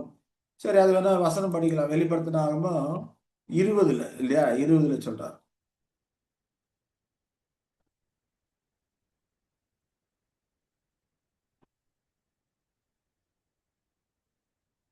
20 1 படிச்சோம்னா என்ன சொல்றாரு? ஒரு தூதன் பாதாளத்தின் திறவுகோலையும் பெரிய சங்கிலியையும் தன் கையிலே பிடித்துக்கொண்டு வானத்திலிருந்து இறங்கி வர கண்டேன். பிசாசு என்றும் சாத்தான்னு சொல்லப்பட்ட பழைய பாம்பை வலு செலுப்பத்தை அவன் பிடித்து அதை 1000 வருஷமும் கட்டி வைத்து அந்த 1000 வருஷம் நிறைவேறும் வரைக்கும் ஜனங்களை மோசம் போகாதபடிக்கு பாதாளத்தில் தள்ளி அடித்து அது மேல் முத்திரை போட்டான். ஜனங்களை மோசம் போகாதபடிக்கு ஏமாற்றாதபடிக்கு தான் அவங்க கட்டுறாங்க. பெரிய சங்கிலியும் அங்க சொல்லப்பட்டிருக்கு இல்லையா? பெரிய சங்கிலியும் அங்க சொல்லப்படுகிறதை நாம் பார்ப்போம். அதே போலதான் இங்கேயும் ராஜாக்களை சங்கிலிகளாலும் மேன்மக்களை இருப்பு விலங்குகளாலும் கற்றார். இப்ப ரெண்டும் இரும்பு காரியங்களா இருக்கிறது. அவர்கள் செயல்பட முடியாமல் தடுக்கக்கூடிய காரியங்கள், அவர்கள் மேல் எழுதப்பட்ட அந்த நியாய தீர்ப்பு அவர்கள் மேல் செலுத்தக்கூடிய காரியங்களாக அது இருக்குது. அதை யார் செய்யறாங்க? மகிமை அடைந்த பரிசுத்தவான்களும் உயிரோடு ஓடிக்கொண்டிருக்க பரிசுத்தவான்களும் சேர்ந்தே செய்யக்கூடியதாக அங்க இருக்கிறாங்க அப்படிங்கிறத நாம பாக்குறோம் இல்லைங்களா? சரி, சத்தியம் நிச்சயமாகவே தவறான போதனைகளை எல்லாம் கட்டி போட்டு அடக்கும் வேலையை செய்து கொண்டு வருகிறது அப்படிங்கிறத நாம பார்க்கிறோம். ஒரு ரூம் இருக்கு, ஒரு ரூம்ல கும்முன்னு இருட்டா இருக்குன்னு வச்சுக்கோங்க. ஒரு வெளிச்சம் போன உடனே அந்த இருட்டு எங்க போச்சு? செயலில இருந்து போகுது இல்லைங்களா? வெளிச்சம் எந்த அளவுக்கு பிரகாசிக்குதோ அந்த அளவுக்கு அந்த அந்த இருளானது செயல்பட முடியாதபடிக்கு போயிருது அப்படின்னு சொல்லி பார்க்கிறோம். ஒரு சின்ன ஒரு மெழுகுவர்த்தி ஏற்றிட்டு போனோம்னா அதுக்கு தகுந்த மாதிரி வெளிச்சம் இருக்கும், அதுக்கு தகுந்த மாதிரி இருளும் கலந்துருக்கும். இதை இப்ப இருக்கிற மாதிரி சுவிட்சை போட்டா லைட்டு பளிச்சுன்னு இறங்கிட்டு வச்சுக்கோங்க, அங்க இருட்டு அப்படிங்கிறதுக்கு அங்க இருக்குமா? இல்லை. அப்ப அது போலதான் சத்தியம் பிரகாசிக்க பிரகாசிக்க எம்பனி காலத்துல சத்தியம் பிரகாசிக்க பிரகாசிக்க அதிகமா பிரகாசிக்க கொண்டே போகும்போது சாத்தான் கட்டப்பட்டு கொண்டே போகிறான். இறுதியிலே முழுமையாக கட்டப்பட்டு போயிடுவான் என்று நம்ம பார்க்கிறோம். முழுமையாக அவனால அது என்ன பண்ண முடியாது. 1000 வலு சர்ப்பத்தை பிசாசும் சாதும் சொல்லப்பட்ட பழைய பாம்பை வலு சர்ப்பத்தை பிடித்து 1000 வருஷம் கட்டி வைத்து அந்த 1000 வருஷம் நிறைவேறும் வரைக்கும் ஜனங்களை மோசம் போகாதபடி பாதாளத்தில் அடைக்கிறான் இல்லைங்களா? அப்ப இந்த காரியம் அந்த இருப்பு விலங்குகளால கற்ற அந்த காரியமானது படிப்படியா நிறைவே இறுதியில முழுமையாக செயலற்று போகக்கூடிய காரியம் வரும். அது பெசிலியா காலத்தோடு இவனுடைய கட்டுதல் அப்படிங்கிறப்ப பெசிலியா காலம் ஆரம்பிக்கும் போது முற்று பெற்று இருக்கும் இல்லைங்களா? அப்ப அதுக்கப்புறம் இவங்க இவங்க என்ன பண்ண முடியாது, ஜனங்களை மோசம் போக முடியாது. அப்ப இந்த கட்டுதல் அப்படிங்கிற காரியத்தை யார் செய்யறா? மகிமையடைந்த பரிசுத்தவான்களும் பூமியிலே ஓடிக்கொண்ட பரிசுத்தவான்களும் 2 பேரும் சேர்ந்தே செய்யக்கூடியவர்களாக இருக்கிறாங்க அப்படிங்கிறத நாம இதன் மூலமாக புரிந்து கொள்கிறோம். சரி, அடுத்தது 199:8 வரும்போது இதெல்லாம் கட்டுறதுக்கு இந்த தீர்ப்பை செலுத்துறதுக்கு அவங்க அவங்க என்ன கையாளுறாங்க? அவர்கள் வாயில் கர்த்தரை உயர்த்தும் துதியும் அவர்கள் கையில் இருவரும் கருக்குள்ள பட்டயம் இருக்கும் இல்லையா? கர்த்தரை உயர்த்தும் துதி இருவரும் கருக்குள்ள பட்டயம் எல்லாமே எது? சத்தியம் தான். இந்த சத்தியத்தை கொண்டுதான் சாத்தானையும் அந்த ராஜாக்களையும் பிரபுக்களையும் கட்டக்கூடிய காரியம் செய்யறாங்க. இந்த நியாயத்தீர்ப்பு செய்யக்கூடிய காரியம் செய்யறாங்க. ஆண்டவரே எஸ்ஆர்த்தும் சொல்லும் போது, நான் சொல்லுகிற வசனமே கடைசி நாளில் உங்களை நியாயம் தீர்க்குன்னு சொல்றாரு இல்லையா? அப்ப நியாயம் தீர்க்கக்கூடிய காரியம் எல்லாமே சத்தியம் தாங்க. விதைக்கிறதும் சத்தியம், அறுக்கிற அருவாலும் சத்தியம், தப்பறையை வெட்டுற அந்த அறிவாலும் சத்தியம். அதே போல இது இருபுறம் கருக்குள்ள பட்டயமா இருக்குது, நீதியை செலுத்தக்கூடியதும் சத்தியம். ஆக தேவனுடைய வார்த்தை, அதனாலதான் தேவனுடைய வார்த்தைகள் சொல்லும் போது அது வெறுமே எனக்கு திரும்பி வராது, நாம் விரும்புகிற காரியத்தை செய்யும்படி வாய்க்கும் என்று எசாயா தீர்க்கதரிசி சொல்ற காரியங்களை நம்ம ஏற்கனவே படிச்சிருக்கோம். அப்ப இது தேவன் தம்முடைய ராஜ்யத்தை சாய்ப்பதற்கு அவர்கள் பயன்படுத்துகிற ஆயுதம் சொல்லி பார்த்தோம்னா எல்லாத்துமே சத்தியம். ஆளுகையிலும் அந்த சத்தியம் தான். ஆளுகை பண்ணும்போது சத்தியத்தை தான் எல்லாரும் எதிர்த்திலும் விதைத்து அதற்கு கீழ்ப்படிப்படி வைக்க போகிறாரு. இப்ப எல்லா இடத்துலும் சத்தியம் தான் அது வேலை செய்யுது அப்படிங்கிறத நம்ம பார்க்கிறோம். இப்ப இவர்களும் அந்த சத்தியத்தை தான் பிரயோகப்படுத்துறாங்க, பயன்படுத்துறாங்க இல்லையா?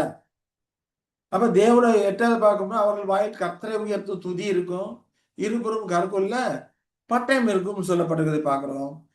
பரிசுத்தவான்களை இப்போது முன்பு இப்போதை விட தேவனை அதிக அறிவோட நிறைவோட துதிக்க முடியுது. அந்த அறுவடை காலத்துல அதிகமா சத்தியங்கள் வெளிப்படும் போது, காலம் நிறைவேறிச்சு, இதோ முடிய போகுது அப்படிங்கிற காரியங்கள் அவர்களுக்கு தெரிய வரும்போது, தேவனுடைய ராஜ்யம் சமயமா இருக்கு தெரிய வரும்போது, அதிக உற்சாகமாக சந்தோஷத்தோடும் மகிழ்ச்சியோடும் அவர்கள் வேலை செய்யக்கூடியவர்களா இருக்கிறாங்க. அப்ப இந்த தேவனை உயர்த்தும் துதிகள் அவரிடத்துல அது இருக்கக்கூடியதாக இருக்குது. துதிக்க முடியாது. இது திரையில் இப்பக்கத்தில் இருப்பவர்களுக்கு அந்த காலத்தில் பொருந்தக்கூடியதா இருக்குது. ஏன்னா அறுவடை வேலையை ரொம்ப உற்சாகமா செஞ்சாங்க. ரசல் அவர்கள் இயேசு கிறிஸ்து 2வது வருகையில வந்துட்டாருங்கிறது தெரிஞ்ச உடனே தனக்கு உண்டான காரியங்களை எல்லாத்தையும் வித்து அந்த அந்த அதை சிறப்பாக அந்த வேலையை செய்து கொண்டிருந்தார் அப்படிங்கிற காரியங்களை எல்லாம் நம்ம அவரோட நடவடிக்கையில பார்த்து நம்ம தெரிந்து கொள்கிறோம். இப்ப அதே போலதான் அவரை பின்பற்றுவங்க அநேகர் அந்த விதமா இருந்தாங்க. உற்சாகத்தோடு அந்த காரியங்கள் எல்லாம் செய்யக்கூடியவர்களா இருந்தாங்க. இப்போ நாமளும் அவர்கள் மூலமா வெளிப்படுத்தப்பட்ட அந்த சத்திய காரியங்களை தான் உற்சாகமோடு படித்துக் கொண்டிருக்கிறோம். ஒருவருக்கொருவர் பகிர்ந்து கொண்டிருக்கிறோம். அந்த சத்திய காரியங்களை தான். அந்த காரியங்களை எப்படி நிறைவேறி இருக்கிறது அப்படிங்கிறத இந்த காலகட்டத்துல பார்க்கும்போது நிச்சயமா நமக்கும் சந்தோஷமா இருக்கிறது. இவ்வளவு காரியங்கள் நிறைவேறி இருக்குதே, இதை காணக்கூடிய பாக்கியத்தை தேவன் இந்த காலகட்டத்தில் நமக்கு கொடுத்துக்கிறார் அப்படிங்கிறப்போ, நம்முடைய வாயிலும் கர்த்தரை உயர்த்தும் துதி இருக்குது. நம்முடைய கையில் இருபுறம் கருக்குள்ள பட்டயம் இருக்குது. ஆனா பரிசுத்தவான்கள் அந்த காலகட்டத்துல அந்த காரியங்கள்லாம் செய்து தப்பறையை வெட்டினாங்க. தப்பறை வெட்டி சத்தியத்தை அங்க நிலைநிறுத்தினாங்க. அவர்கள் மீது நீதியை செலுத்தினாங்க அப்படிங்கிற காரியங்களை எல்லாம் நம்ம பார்க்கிறோம். இந்த காலகட்டத்திலும் அந்த காரியங்கள் அவர்களுடைய காரியங்கள் நிறைவேறி கொண்டே இருக்கு. பரிசுத்தவான்கள் பூமியில ஓடிக்கொண்டிருக்கிற பரிசுத்தவான்கள் அந்த காரியம் நிறைவடைந்தாலும் கூட மகிமையில் பிரவேசிக்கிற எல்லா பரிசுத்தவான்களும் அந்த காரியங்களை நிறைவேற்றி இந்த காலங்களிலே யார் யார் தேர்ந்தெடுக்கப்பட்டவர்களா இருக்கிறாங்க, இந்த அப்ப அடுத்தடுத்த வகுப்பார் யார் யார் தேர்ந்தெடுக்கப்படுகிறார்கள். ஏன்னா பிதாவனத்தில் அநேக வாசஸ்தலங்கள் உண்டு. அதுல ஒண்ணு பரிசுத்தவான்களுக்கு, மற்ற மற்ற வாசஸ்தலங்களுக்கு தேர்ந்தெடுக்கப்படக்கூடிய அந்த வகுப்பார்களுக்கு தேவையான சத்திய காரியங்களை கொடுத்து கொண்டுதான் அவர் இருக்கிறார். அதனால்தான் இந்த காலகட்டத்தில் நாம அதெல்லாம் என்ன பண்றோம், படித்து கொண்டிருக்கிறோம், ஆராய்ந்து தியானித்துக் கொண்டிருக்கிறோம் அப்படிங்கிறத நாம புரிந்து கொள்கிறோம் இல்லைங்களா? அதனால்தான் வெளிப்பட்டா 11, 17 படிக்கும்போது இருக்கிறவரும் இருந்தவரும் வருகிறவருமாகிய சர்வமுள்ள கர்த்தராகிய தேவனை ஸ்தோத்திரிக்கிறோம். தேவரில் உமது மகா வல்லமை கொண்டு ராஜ்யபாரம் பண்ணுகிறீர். அப்ப மகா வல்லமை கொண்டுதான் இந்த காரியங்கள் எல்லாம் கிறிஸ்துவ மனவாட்டி வகுப்பா செய்து கொண்டிருக்கிறாங்க. அந்த ராஜ்யபாரம் பண்ணி கொண்டு இருக்கிறாங்க அப்படிங்கிறத நாம புரிந்து கொள்கிறோம். அப்ப இருபுறம் கூர்மையா பட்டயம் அந்த சத்தியமா இருக்கிறது. உயிரோடு இருக்கும் பரிசுத்தவான்கள் உலகத்தாரிலும் பலரும் கர்த்தர் போர் வீரர்களாக இருந்து கொண்டிருக்கிறாங்க. தவறுகளின் தீமைகளை கவிழ்த்தெறியக்கூடிய வேலையிலே பயன்படுத்தப்பட்டு கொண்டிருக்கிறாங்க. இப்படி பயன்படுத்தக்கூடிய செக்குலர் பயன்படுத்தும் போது தேவன் அவர்களையும் தமிழ் ஊழியக்காரராக பயன்படுத்துகிறார். ஒருவேளை சிலர் கேட்கலாம், எப்படி பிரஜாதி மக்களை தேவன் தமக்கு ஊழித்து பயன்படுத்துவாரானா? நிச்சயமா பயன்படுத்துவார். ஆண்டவரை இஸ்ஸாக்கு சொல்லும் போது இந்த கல்லுகளினாலே ஆபிரகாமுக்கு பிள்ளைகளை உண்டாக்க தேவன் வல்லவரா இருக்கிறார். நீங்கள் பாடலைன்னா இந்த கல்லுகள் பாடும் சொல்றாரு. இப்ப தேவன் தம்முடைய ஊழியத்தை செய்வதற்கு பிரஜாதி மக்களையும் பயன்படுத்துகிறாரு. ஏன் நேச்சாருக்கு பின்னால் நடக்கக்கூடிய காரியங்களை தரிசனமாக கனவுகள் மூலமாக அவருக்கு வெளிப்படுத்தலையா? வெளிப்படுத்தினாரா இல்லையா? இப்ப தேவன் தம்முடைய ரட்சிப்பின் திட்டத்தை திட்டத்தை நிறைவேற்றுவதற்கு யாரை வேணாலும் கருவியாக பயன்படுத்துவார். அப்ப செக்குலர் ட்ரூத்தை கொடுத்து இந்த பூமியில இருக்கக்கூடிய சாத்தானோட அரசாட்சியை கவிழ்த்து போடுவதற்கு புறஜாதி மக்களையும் பயன்படுத்துகிறார். மத சம்பந்தமான சத்தியகாரங்களை கொடுத்து கர்த்தருடைய பிள்ளைகளையும் பயன்படுத்தக்கூடியவராக இருக்கிறாரு. அதுபோல இந்த காலகட்டத்தில் கூட அவர் தம்முடைய ஆளுகை நிறைவேற்றுவதற்கு, ராஜ்யத்தை சாதிப்பதற்கு, இல்லையா, ஆளுகை நிறைவேற்றி மனுமக்களை மீட்டு எடுப்பதற்கு நம்மளையும் கூட அவர் பயன்படுத்தக்கூடியவருக்கு, அவரோட ஆளுகைக்கு நம்மளையும் கூட இந்த காலகட்டத்தில் பரிசுத்த ஓட்டம் முடிந்தாலும் கூட இந்த காலகட்டத்தில் ஓடிக்கொண்டிருக்கிற நம்மையும் அவர் என்ன பண்ணுவாரு, பயன்படுத்துவார், பயன்படுத்தி கொண்டும் இருக்கிறார் என்பதை நாம புரிந்து கொள்ள கடமைப்பட்டிருக்கிறோம். இப்ப தேவனுடைய வார்த்தை அப்படிங்கிறப்போ அது திரைக்கு இப்பக்கத்துல இருக்கிறவங்க தான் பொருந்தக்கூடியதா இருக்கும். ஏன்னா இந்த பக்கம் திரைக்கு இந்த இரண்டாம் திரைக்கு இப்பக்கத்தில் இருக்கிறவர்களுக்கு தான் அந்த தேவனுடைய வார்த்தை பொருந்தக்கூடியதா இருக்கு. அப்பக்கத்தில் இருக்கிறவர்களுக்கு அது பொருந்தக்கூடியதா இருக்காது. அவர்கள் தான் வார்த்தை இங்க கொடுக்குறாங்க. அவர்கள் மகிமை அடைந்த நிலையில இருக்கிறாங்க. இப்ப பரிசுத்தவான்கள் எல்லாமே இப்ப இதுவரைக்கும் நாம பார்த்திருக்கிற அந்த நிரூபணத்திலே பரிசுத்தவான்கள் எல்லாமே அங்க போயிட்டாங்க. இன்னும் நுணுக்கமான அந்த காரியங்களை ஆராய்ந்து பார்த்தோம்னா 1950ஓட பரிசுத்தவான்கள் உயிர்த்தெழுதல் முடிந்து போய்விட்டது அப்படிங்கிறத நாம புரிந்து கொள்கிறோம். சில காரியங்களை புரிந்து கொள்கிறோம். இப்ப நாம பண்ணியிருக்கிற போக்கஸ் பரிசுத்தவானுடைய அழைப்பு பிடிச்சு போச்சு அப்படிங்கிறத பார்த்து கொண்டிருக்கிறோம். இப்ப நாம இருக்கிறது 2026.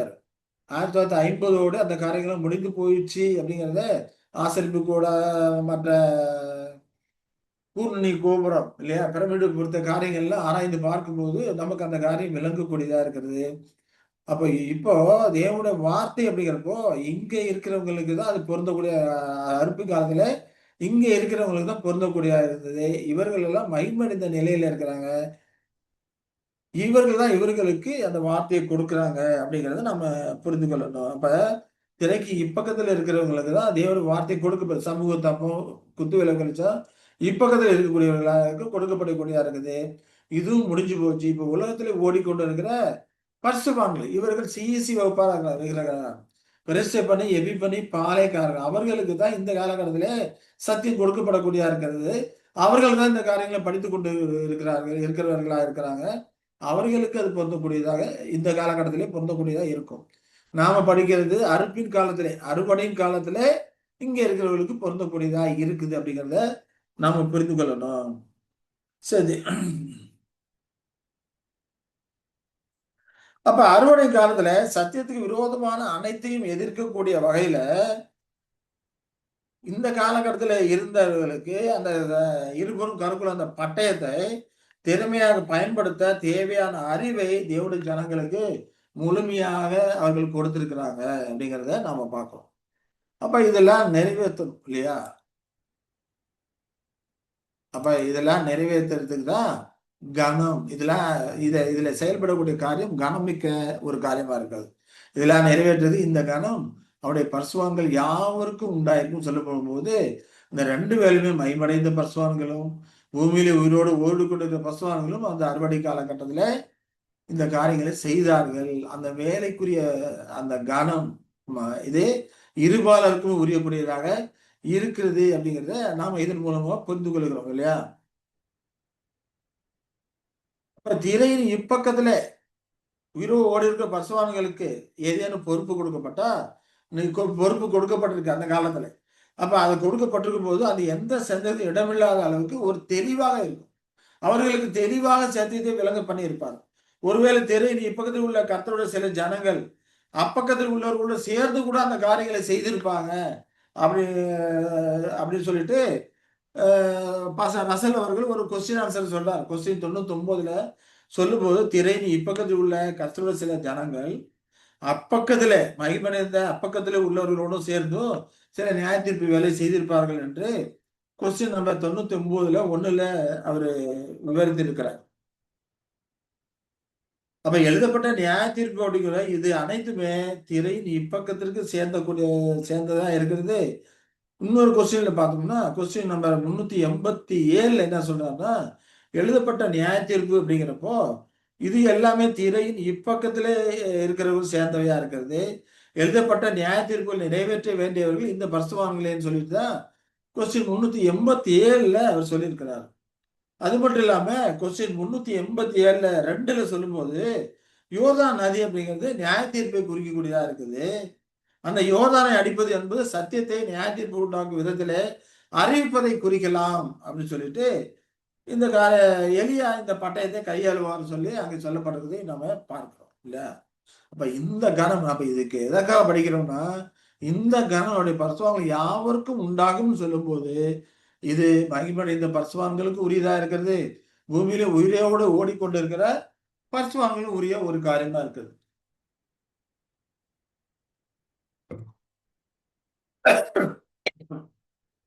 அததான் ரசல் இங்க வெளிப்படுத்தி இருக்கிறார்.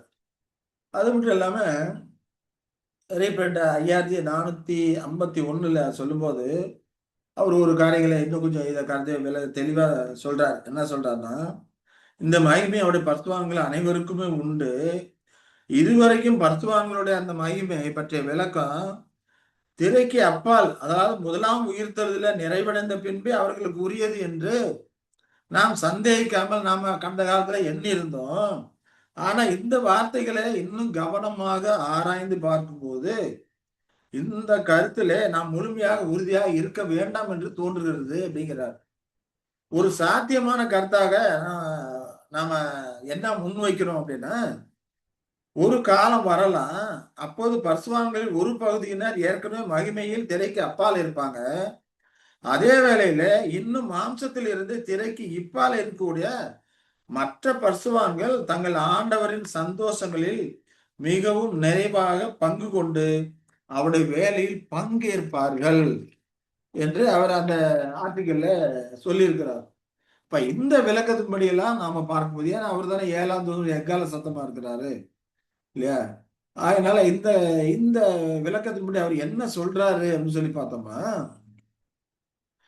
கிறிஸ்துடைய சரீரத்தின் சில அங்கத்தினர்கள் தங்களுடைய பூமிக்கு ஓட்டத்தை முடிச்சு மகிமைப்படுத்தப்பட்ட நிலையில இருக்கும்போது பூமியில உள்ள கடைசி அங்கத்தினர்கள், கடைசி காலத்துல ஓடிக்கொண்டிருக்கிற அங்கத்தினர்கள், மாம்சத்தில் இருக்கிற ஓடிக்கொண்டு அந்த அங்கத்தினர்கள் ஆண்டோடைய ராஜ்ய வேலையின் ஆசீர்வாதங்களிலும் சந்தோஷங்களிலும் விசேஷமாக பங்கு கொள்ளக்கூடும் என்று அங்கே சொல்றதை நாம பார்க்கிறோம். அதனால்தான் இந்த மகிமை அவருடைய பரிசுத்தவான்கள் அனைவருக்கும் உண்டு. இந்த கணம் அவருடைய பரிசுத்தவான்கள் யாவருக்கும் உண்டு அல்லேலூயா என்று சொல்லப்பட்டிருக்கிறதை நாம பார்க்கிறோம். அப்போ மகிமைப்படுத்தப்பட்டவர்களுக்கு மட்டுமல்ல, அறுவடை காலத்துல இறுதியில மாம்சத்திலே வாழ்ந்து கொண்டிருக்கக்கூடிய அந்த உண்மையான பரிசுத்தவான்களுக்கு கூட இது ஓரளவு இந்த சங்கீதம் பொருந்தக்கூடியதாக இருக்குது என்று அவர் முன்வைக்கிறாரு. அப்போ இந்த உறுதி இது வேதாகம வசனங்களின் அடிப்படையில் முன்வைக்கப்பட்ட ஒரு சாத்தியக்கூறு. அப்படி நடப்பதற்கான சாத்தியம் இருக்குது அப்படின்னு சொல்றாரு. அவர் சொல்லும் போதும் இது உறுதியான ஒரு போதனையாக இல்லை, இப்படி நடப்பதற்கான ஒரு சாத்தியக்கூறு இருக்குது என்று அங்கே சொல்லியிருக்கிறாரு. அதுதான் இப்போ இங்க நடந்து கொண்டு இருக்கு. அது அவர் மரணத்துக்கு பிறகும் அதெல்லாம் நடந்தது அப்படிங்கிறத நாம பார்க்கிறோம். சொன்னபடியா தான் நடந்தது. 2 பேருக்கும் அந்த அந்த வேலையில பங்கு கொண்டு இருந்தார்கள் அப்படின்னு சொல்லி பார்க்கிறோம். அதுக்கப்புறம் ஜான்சன் அந்த வேலையை எடுத்து செய்து கொண்டு இருந்தாரு அப்படிங்கிற காரியங்களை எல்லாம் நாம அந்த நிகழ்வுகள் மூலமாக நாம் அறிந்து கொள்கிறோம். அப்ப இதுல இருந்து நமக்கு இந்த காரியங்கள் மூலமாக இப்ப நாம் படிச்ச இந்த 9ஆம் நிருபணம் மூலமாக நம்ம என்ன உணர்ந்து கொள்கிறோம், அறிந்து கொள்கிறோம்னு பார்த்தோம்னா இந்த வேலையுடைய தன்மை இல்லையா. சங்கீதம் சொல்லப்பட்டிருக்க இந்த வேலையோட தன்மை, அந்த இளைப்பாறக்கூடிய காரியம், ராஜாக்கள் பொறுப்புகளை கட்டக்கூடிய காரியம், நீதியை செலுத்தக்கூடிய காரியம், இது எல்லாமே 1914ஆம் ஆண்டு இறுதியில இருந்து 1916ஆம் ஆண்டு இறுதி வரைக்கும் நடைபெற்றிருக்கிறது இல்லைங்களா. அப்போ அதற்கு அப்புறமும் பரிசுத்தவான்கள் உயிரோடு இருக்கிற காலம் வரைக்கும் அது நடைபெற்றிருக்கிறது. ஆகையினால இந்த வேலையில பங்கேற்ற அனைத்து பரிசுத்தவர்களும் அறுவடை செய்யப்பட்டிருக்க வேண்டும். அப்ப அறுவடைங்கிறப்போ 1914 இருந்து 16க்குள்ள அந்த காரியங்கள் எல்லாமே முடிந்து போட்டது. 1874 அறுவடை ஆரம்பிக்குது, 1914 முடியுது. அந்த கதிர்களை சேர்க்குதல் அப்படிங்கிறப்போ அதாவது 16ோட முடியக்கூடிய காரியமா இருக்குது. அதோட எல்லாமே முற்று பெற்றாச்சு. அப்ப இனி பரிசுத்தவான்களுக்குள்ள புது சிருஷ்டியாக யாருமே அதுக்குள்ள நுழைய முடியாது அப்படிங்கிறத நம்ம இதன் மூலமாக புரிந்து கொள்ளுகிறோம். சரிங்களா? சரி. இப்போ இது புரிந்திருக்கும்னு நான் நினைக்கிறேன். ஒருவேளை உங்களுக்கு டவுட் ஏதாவது காரியங்கள் இருந்ததுன்னா, நிச்சயமா நீங்க இந்த திரையில தொடரக்கூடிய நம்பருக்கு வாட்ஸ்அப் நம்பர் கான்டாக்ட் பண்ணீங்கன்னா, இதற்கான டீட்டெயில்ஸ் உங்களுக்கு அனுப்பி வைக்கப்படும். நீங்கள் படித்து தெரிந்து கொள்ளலாம். அல்ல நேரடியா பேசியானாலும் கூட தெரிந்து கொள்ளலாம். 9626654934 இதில கான்டாக்ட் பண்ணி நீங்க இந்த காரியங்களை தெரிந்து கொள்ளலாம். அதற்கான தொடர்புடைய பாடங்கள வந்து அனுப்பிச்சு வைக்கலாம். பிடிஎஃப்ல அனுப்பிச்சு வச்சோம்னா, நீங்க படிச்சு கூட நீங்க தெரிந்து கொள்ளலாம். இல்லைங்களா? சரி. இப்ப அடுத்ததா நாம பார்க்கக்கூடியது, இப்ப இதுவரைக்கும் நம்ம 9 நிருபங்களை பார்த்துருக்கோம். பரிசுத்தவான்களின் ஓட்டம் முற்று பெற்றாகிவிட்டது. பரிசுத்தவான்கள் அழைப்பு முற்று பெற்றாகிவிட்டது அப்படிங்கிறத 9 நிருபங்களை பார்த்தோம். இப்ப 10வதா என்ன நிருபணம் பார்க்க போறோம்னா, இப்பதான் நாம வந்து அந்த கொலித்தல் காரியங்களுக்கு வரோம். கொலித்தல் அப்படிங்கிறப்போ, அது இணை காலங்கள் அப்படின்னு சொல்லி பார்க்கும்போது, கொலித்தல்கள் அப்போ மாம்சீக இஸ்ரவேலர்களுக்கு கொலித்தல் வேலை எப்படி நடந்ததோ, அதுபோல தான் ஆவிக்குரிய இஸ்ரவேலர்களுக்கும் நடக்கும். இல்லைங்களா? அந்த காரியங்களை குறித்து நம்ம பார்க்குறோம். அது நடந்திருக்கு. அதெல்லாம் நடந்திருக்கு அப்படிங்கிறப்போ, நிச்சயமா அந்த ஓட்டம் முடிஞ்சிருச்சு அப்படிங்கிறது நமக்கு தெரிய வரக்கூடியதா இருக்கு. அது வந்து 1 கொரிந்தியர் 10ல 6லேருந்து 11 வரைக்கும் உள்ள வசனங்கள் இருக்குது. அங்க என்ன சொல்றாரு அப்போஸ்தலனாகிய பவுல் பார்த்தோம்னா, அவர்கள் இச்சித்தது போல நாமும் பொல்லாங்கானவைகளை இச்சியாதபடிக்கு, இவைகள் நமக்கு திருஷ்டாந்தங்களாக வைக்கப்பட்டிருக்கு. திருஷ்டாந்தங்களா இருக்குது அப்படிங்கிறாரு. எந்தெந்த காரியங்கள்ல அவரு சொ கொலித்தல் வந்தா இச்சை இல்லையா? இச்சை அப்படிங்கிற காரியம் அவர்களுக்கு வந்திருக்கு. 7ஆம் வசனத்த பார்த்தோம்னா, ஜனங்கள் புசிக்கவும், குடிக்கவும், உட்கார்ந்து விளையாட எழுந்திருந்தார்கள் என்று எழுதியிருக்கிறபடி, அவர்கள் சிலர் விக்கிரக ஆராதனைக்காரரானது போல நீங்களும் ஆகாதிருங்கள். அப்ப விக்கிரக ஆராதனைங்கிற கொள்கைகள் காரியம் வந்திருக்கு. அது எதனால வந்தது? ஜனங்கள் புசிக்கவும், குடிக்கவும், உட்கார்ந்து விளையாட ஆரம்பிச்சார்கள். தேவன் பாருங்க, கா அனுதினமும் மன்னா போயிருது, காடை வந்துருது, குடிக்கிறதுக்கு தண்ணி வந்துருது. அவங்க செருப்பு தேஞ்சு போகல, ட்ரெஸ் பழசா போகல. இவ்வளவு சுகஜீவியா அவர்களை கொண்டு வர்றார். இவ்வளவு அற்புதமா, அடையாளமா கொண்டு போறார். அப்ப ஒரு இடத்துல பாளையம் இறங்கி இருக்கு, ஓய்வு கிடைக்குதுன்னா, அது சத்தியம். இவ்வளவுலாம் செய்து வந்த தேவனை குறித்து ஆராய்ந்து பார்க்கணும். தேவனை குறித்து சிந்திக்கணும். அவருக்கு எப்படிப்பட்ட குணப்பண்புகள் உள்ளவரா இருப்பாரு. தேவன் எவ்வளவு மகத்துவமானவரா இருப்பாருன்னா, அதை குறித்து பேசவும், சிந்திக்கவும் இருந்திருக்கணும். அதை குறித்து ஒருத்தருக்கு ஒருத்தர் தேவனை மகிமைப்படுத்த காரியங்களை இறங்கி இருக்கணும். குடிக்க, உட்கார்ந்து விளையாட எழுந்திருந்தார்கள். ஆக ஆக என்ன விக்கிரகாரக்காரர் ஆனாங்க. காலகட்டத்தில கிறிஸ்தவர்கள்லாம் இருக்கிறாங்க. தேவனுக்கு ஒருத்தருக்கு அபரிதமான இந்த ஆசீர்வாதங்கள் அனுமதித்துக் கொண்டு, ஜாலியா இருந்து கொண்டிருக்கிறார்கள் ஒழிய, இவ்வளவு ஆசீர்வாதங்கள் அளிச்சதற்கு அந்த தேவனை குறித்து யோசிக்கிறது இல்ல. அவர் தேவனுடைய ரட்சிப்பின் திட்டம் என்ன? அவர் எதுக்காக நம்மை செலக்ட் பண்ணியிருக்கிறாரு? நம்ம என்ன பண்ணணும்? நம்மை குறித்து தேவனுடைய சித்தம் என்ன? அதை குறித்தெல்லாம் ஆராய்ந்து பார்க்காம இருக்கிறாங்க. இல்லையா? அப்ப அவர்களுக்கு இது வந்து ஒரு கொலித்தல் வேலையாக வந்தது அப்படின்னு சொல்லி பார்க்கிறோம். அதே போல அவர்கள் சிலர் வேசித்தனம் பண்ணாங்க. அதுவும் ஒரு கொலித்தல் வேலையா இருந்தது. ஒரே நாள் வேசித்தனம் பண்ணல, ஒரே நாள்ல 23,000 பேர் விழுந்து போனார்கள். அதுபோல நாமும் வேசித்தனம் பண்ணாதிருப்போமாக அப்படிங்கிறாரு. வேசித்தனம் அப்படின்ன உடனே நம்ம லிட்டரலா அதை எடுக்கக்கூடாது. ஒருவன் உலகத்தோடு ஒட்டி இருந்தானா, கர்த்தர் சித்தத்துக்கு தன்னை ஒப்பு கொடுத்த ஒரு சகோதரனோ, சகோதரியோ உலகத்தனமான காரியங்களில் ஈடுபட்டு உலகத்தனத்தோடு இருந்தார்களானால், அதுதான் வேசித்தனம் என்று சொல்லப்படுகிறது. உலக சிநேகம். பொதுவா சொன்னா உலக சிநேகம் இல்லையா? யாக்கோபு சொல்றாரு. உலக சிநேகம் தேவனுக்கு விரோதமான பகை என்று அறியீர்களான்னு சொல்லும்போது, அங்க என்ன வார்த்தை பயன்படுத்துறான்னு பார்த்தோம்னா, விபச்சாரிகளே, உலக சிநேகம் தேவனுக்கு விரோதமான பகை என்று அறியீர்களா? அப்படிங்கிறார். உலக சிநேகத்தையோடு உலகத்தோடு சிநேகிக்கக்கூடியவனா இருப்பாமானால், அது வேசித்தனம் பண்றதுக்கு அடையாளம். அதே போல அநேக கிறிஸ்துவை பரீட்சை பார்த்தாங்க. முறுமுறுத்து அதெல்லாம் கிறிஸ்துவை பரீட்சை பார்த்தாங்க அப்படின்னு சொல்லி பார்க்கிறோம். அதே போல முறுமுறுத்தாங்கன்னு சொல்லி பார்க்கிறோம். இப்ப இந்த காரியங்கள் எல்லாம் அவர்களுக்கு திருஷ்டாந்தங்களா அவர்களுக்கு சம்பவித்தது அப்படிங்கிறார். அவர்கள் கிறிஸ்துவ பரீட்சை பார்த்தாங்க. அதுபோல நாமளும் பரீட்சை பாராதிருப்போமாக அப்படிங்கிறாரு. அவர்கள் சில முறுமுறுத்து சங்காரக்காரங்க அழிக்கப்பட்டாங்க. அதுபோல நீங்களும் முறுமுறுக்காதீர்கள் அப்படிங்கிறாரு. இவைகள் எல்லாம் திருஷ்டாந்தங்களாக அவர்களுக்கு சம்பவித்தது. யுகத்தின் முடிவு காலத்தில் நமக்கு எச்சரிப்பு உண்டாக்கும்படி எழுதப்பட்டும் இருக்கிறது. உலகத்தின் முடிவுன்னு சொல்லப்பட்டிருக்கோம். ஆனா யுகத்தின் முடிவுன்னு ஒரு 2வது ஏஜ், யுகத்தின் முடிவுன்னா அது அறுவடை காலம். அறுவடை காலத்தில் உள்ள அவர்களுக்கு எச்சரிப்பு உண்டாக்கும்படிக்கு இது எழுதப்பட்டும் இருக்கிறது என்று சொல்லுகிறதை நாம பார்க்கணும். அப்ப இங்க 5 விதமான இச்சை, விக்கிரகாராதனை, வேசித்தனம், கிறிஸ்துவை பரீட்சை பார்த்தது, முறுமுறுத்தது, 5 விதமான காரியங்கள் இருக்குது. அதே போல 5 விதமான கொளுத்தல்கள் அங்கே ஏற்பட்டது, சோதனை காலத்தில் ஏற்பட்டது அப்படின்னு சொல்லி நாம பார்த்தோம். சோதனை காலம் அப்படிங்கிறது 1878ல நடந்ததுன்னு சொல்லி பார்க்கோம் இல்லைங்களா?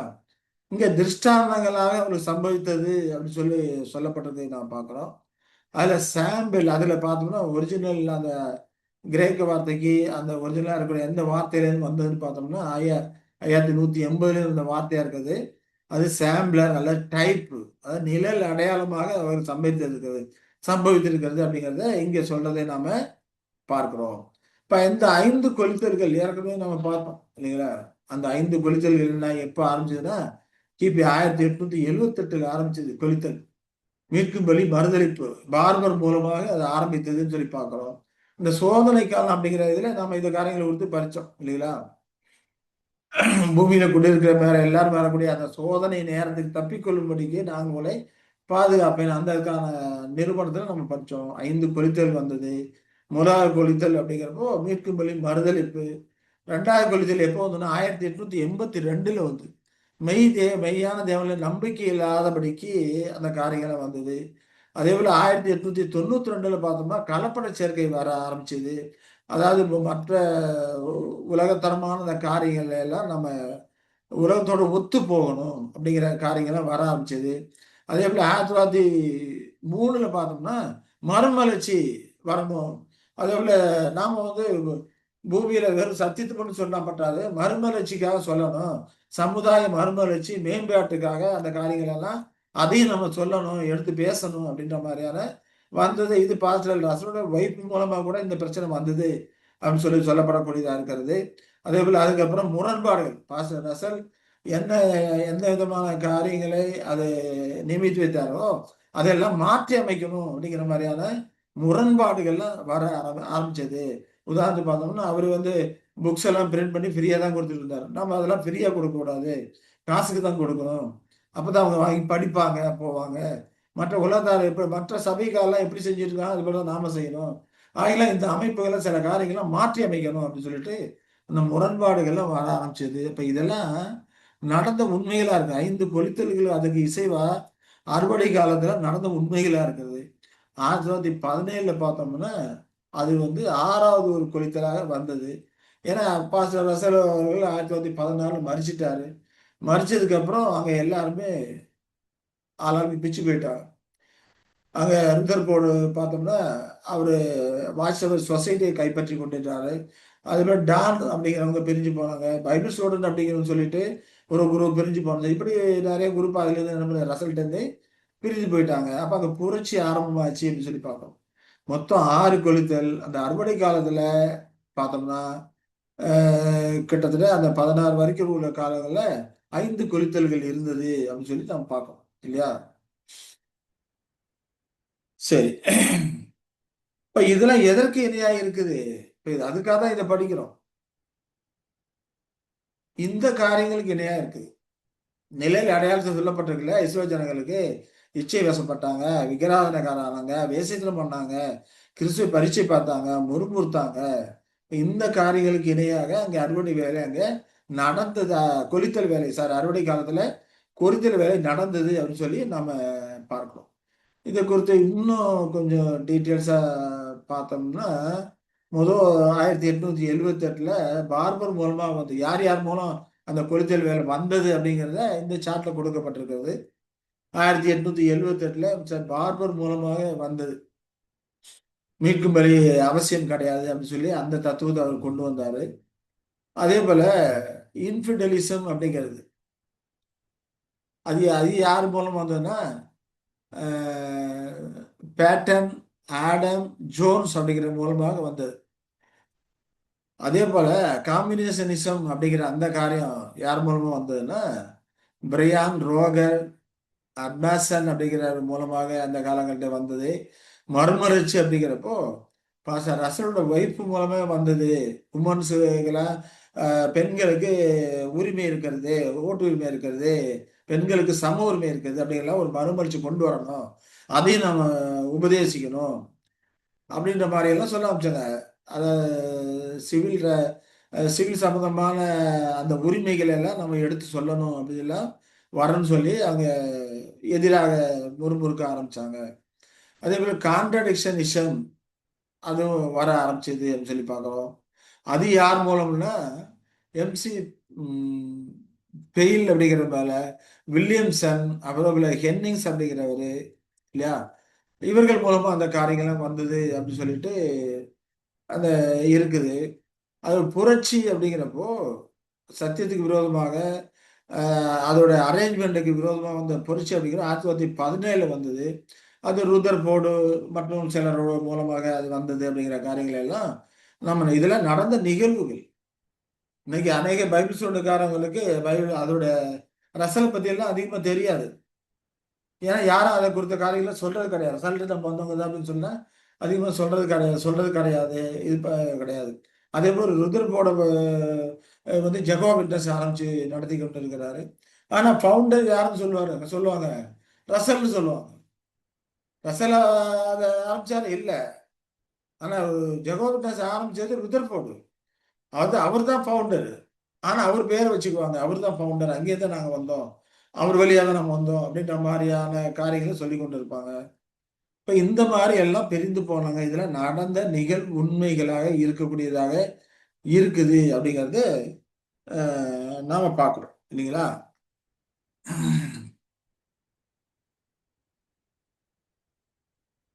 சரி. இவைகள்லாம் நமக்கு என்ன இப்ப இந்த மூலமாக நான் எங்க வருது? கலைகள் விதைக்கப்படுது. கலைகள் விதைக்கப்படுது. அந்த கலைகளை விதைக்கிறது யாரு? சத்துரு. இப்ப கொளித்தல் வேலையில கொண்டு வர்றது யாரு? சத்ரு மூலமா தான் அது வரக்கூடியதா இருக்கு. சத்ருவின் தூண்டுதல் மூலமாக அதெல்லாம் வரக்கூடியதா இருக்கிறது. அதனால தான் மத்தேயு 13:39 பார்த்தம்போது, அவைகளை விதைக்கிற சத்துரு பிசாசு, அறுப்பு யுகத்தின் முடிவு, அறுக்கிறவர்கள் தேவதூதர்கள் என்று சொல்லுவதை பார்க்கிறோம். அப்ப கலைகள் சத்ருவின் மூலமாக, பிசாசின் மூலமாக அது விதைக்கப்படுகிறது அப்படிங்கிற காரியங்களை நாம பார்க்கிறோம்.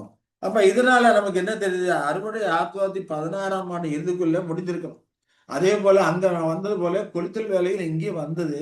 நிச்சயமா 1916க்குள்ள அந்த காரியங்கள் எல்லாம் இறுதிக்குள்ள முடிஞ்சிருக்கணும். ஏன்னா அதற்கு பிறகு 6வது கொளுத்தல் ஆரம்பிச்சிருச்சு.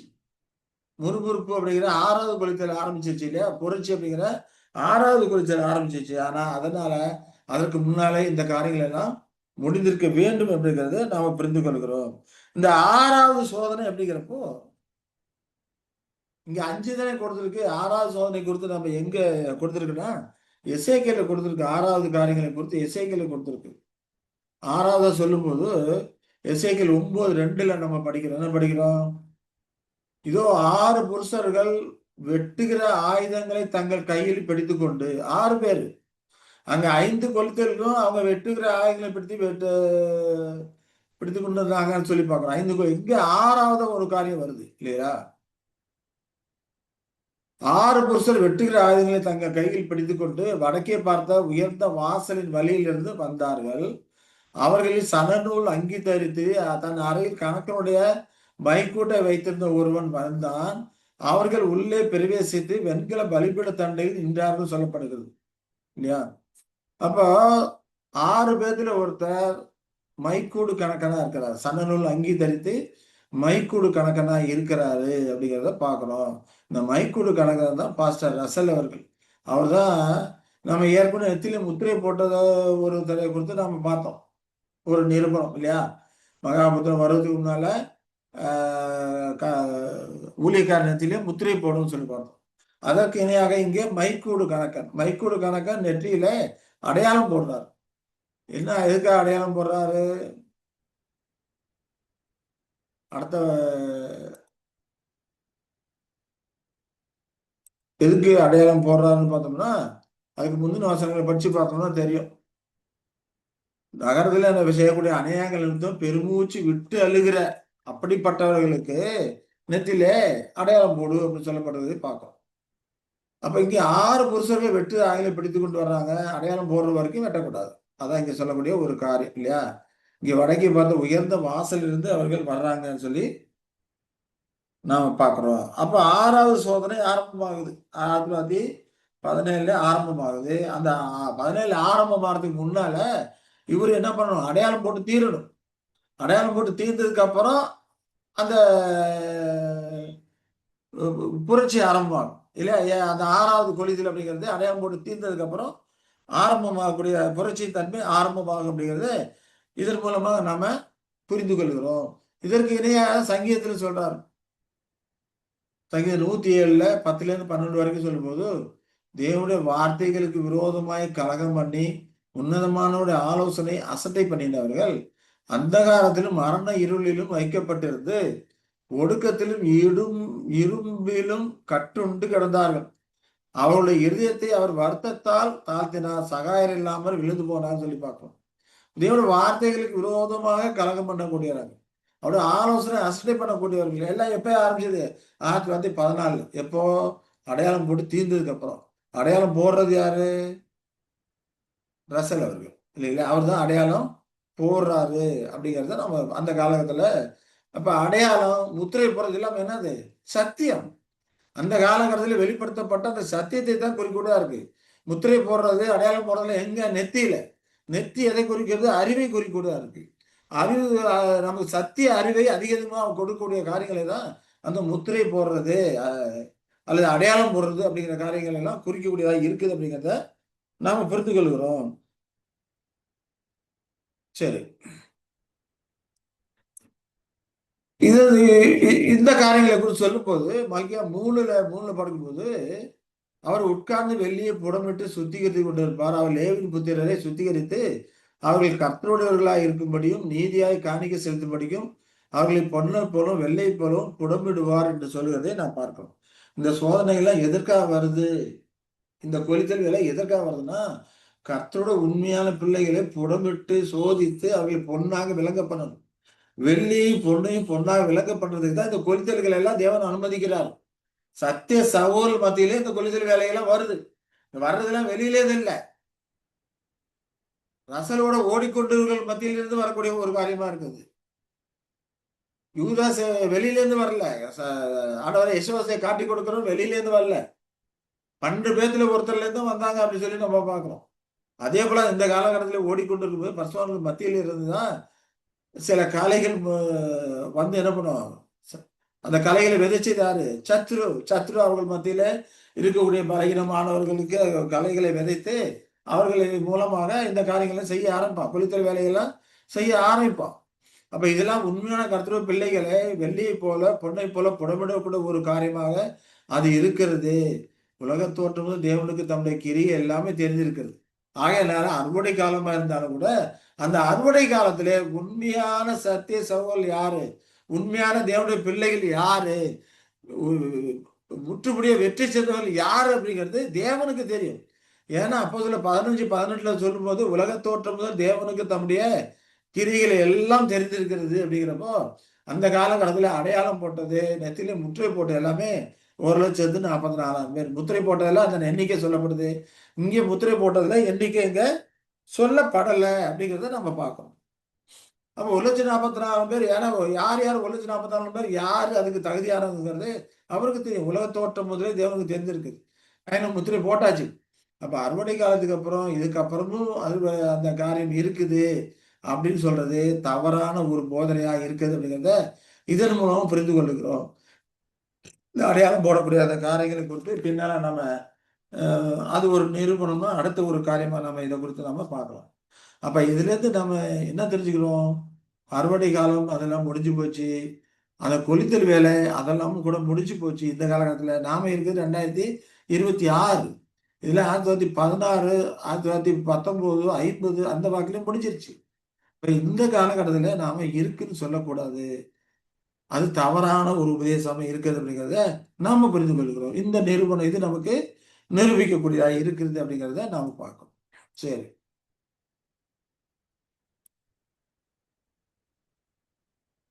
அதான் இதுக்கு ரிலேட்டடா இது இது இருக்குது. இந்த 11வது காரியம் இந்த 6 புருஷர்கள் இல்லையா, இதை குறித்த காரியங்களை பார்க்கலாம்.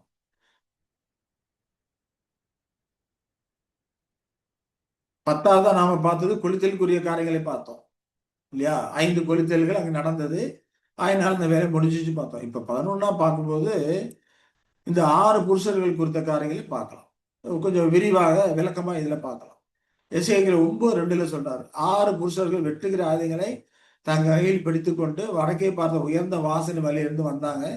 அவர்களில் சணநூல் அங்கி தரித்து தன் அறையில் கணக்குடன் மை கூட்ட வைத்திருந்த ஒரு புருஷன் இருந்தார். இங்க மொத்தம் 6 பேரு, ஒருத்தர் மை கூட்ட வச்சிருக்கிறாரு அப்படிங்கிற காரியங்களை நாம பார்க்கிறோம். அவர்கள் உள்ளே பிரவேசித்து வெண்கல பலிபீட தண்டையிலே உட்கா நின்றார்கள் சொல்லுங்க பார்க்கிறோம் இல்லைங்களா. அப்ப 3-4 வசனம் படிக்கும்போது, அப்பொழுது இஸ்ரவேலின் தேவனுடைய மகிமை கேருவின் மேலிருந்து எழும்பி ஆலயத்தின் வாசற்படியிலே வந்து சணநூல் அங்கி தரித்து தன் அறையிலே கணக்குடைய மைக்கூட்ட வைத்திருக்க புருஷனை கூப்பிட்டு, கர்த்தர் அவனை நோக்கி, நீ எருசலேம் நகரம் எங்கும் உருவ போய் அதற்குள்ளே செய்யப்படுகிற சகல அருவருப்புகள் நிமித்தமும் பெருமூச்சு விட்டு அழுகிற மனுஷனின் நெற்றிகளில் முற்றை போடு. எருசலேம் நகரத்துல போய் செய்யப்படுகிற சகல அக்கிரமங்கள் நிமித்தம் பெருமூச்சு விட்டு அழுவாங்க இல்லையா, பெருமூச்சு விட்டு அழுகிறாங்க. நித்தியம் அவர்கள் நீதியை நேசிக்கக்கூடியவர்களாக இருக்கிறாங்க, அக்கிரமத்தை வெறுக்கக்கூடியவர்களாக இருக்கிறாங்க. அப்படிப்பட்டவர்கள் நீதியை நேசிக்கவும் அக்கிரமத்தை வெறுக்கவும் கூட அப்படிப்பட்டவர்கள் நெற்றியிலே அடையாளம் போடு. பெருமூச்சு விட்டு அழுகிற மனுஷன் நெற்றியிலே அடையாளம் போடு. அப்ப அந்த காலகட்டத்தில் இருக்கிற பரிசுவான்கள் தான் இதை குறிக்கூடியதா இருக்கு. தேவனுடைய ஆலயத்தில் வாசல்களில் வந்து இந்த காரியங்களை சொல்லுகிறாரு அப்படிங்கிறத நாம பார்க்கணும். அந்த பரிசுவான்கள் யாரு, எங்கே இருக்கிறாங்க பார்த்தோம்னா, இங்கே இருக்கிறாங்க. இங்கே இருக்க அந்த பரிசுவான்கள் இல்லையா, இவர்கள் நெற்றியில முத்திரை போடு. திரைக்கு இப்பக்கத்தில் இருக்கிற பரிசுவான்கள் அவர்கள் நெற்றியிலே முத்திரை போடு என்று அங்க சொல்லுகிறதை நாம பார்க்கிறோம் இல்லைங்களா. சரி,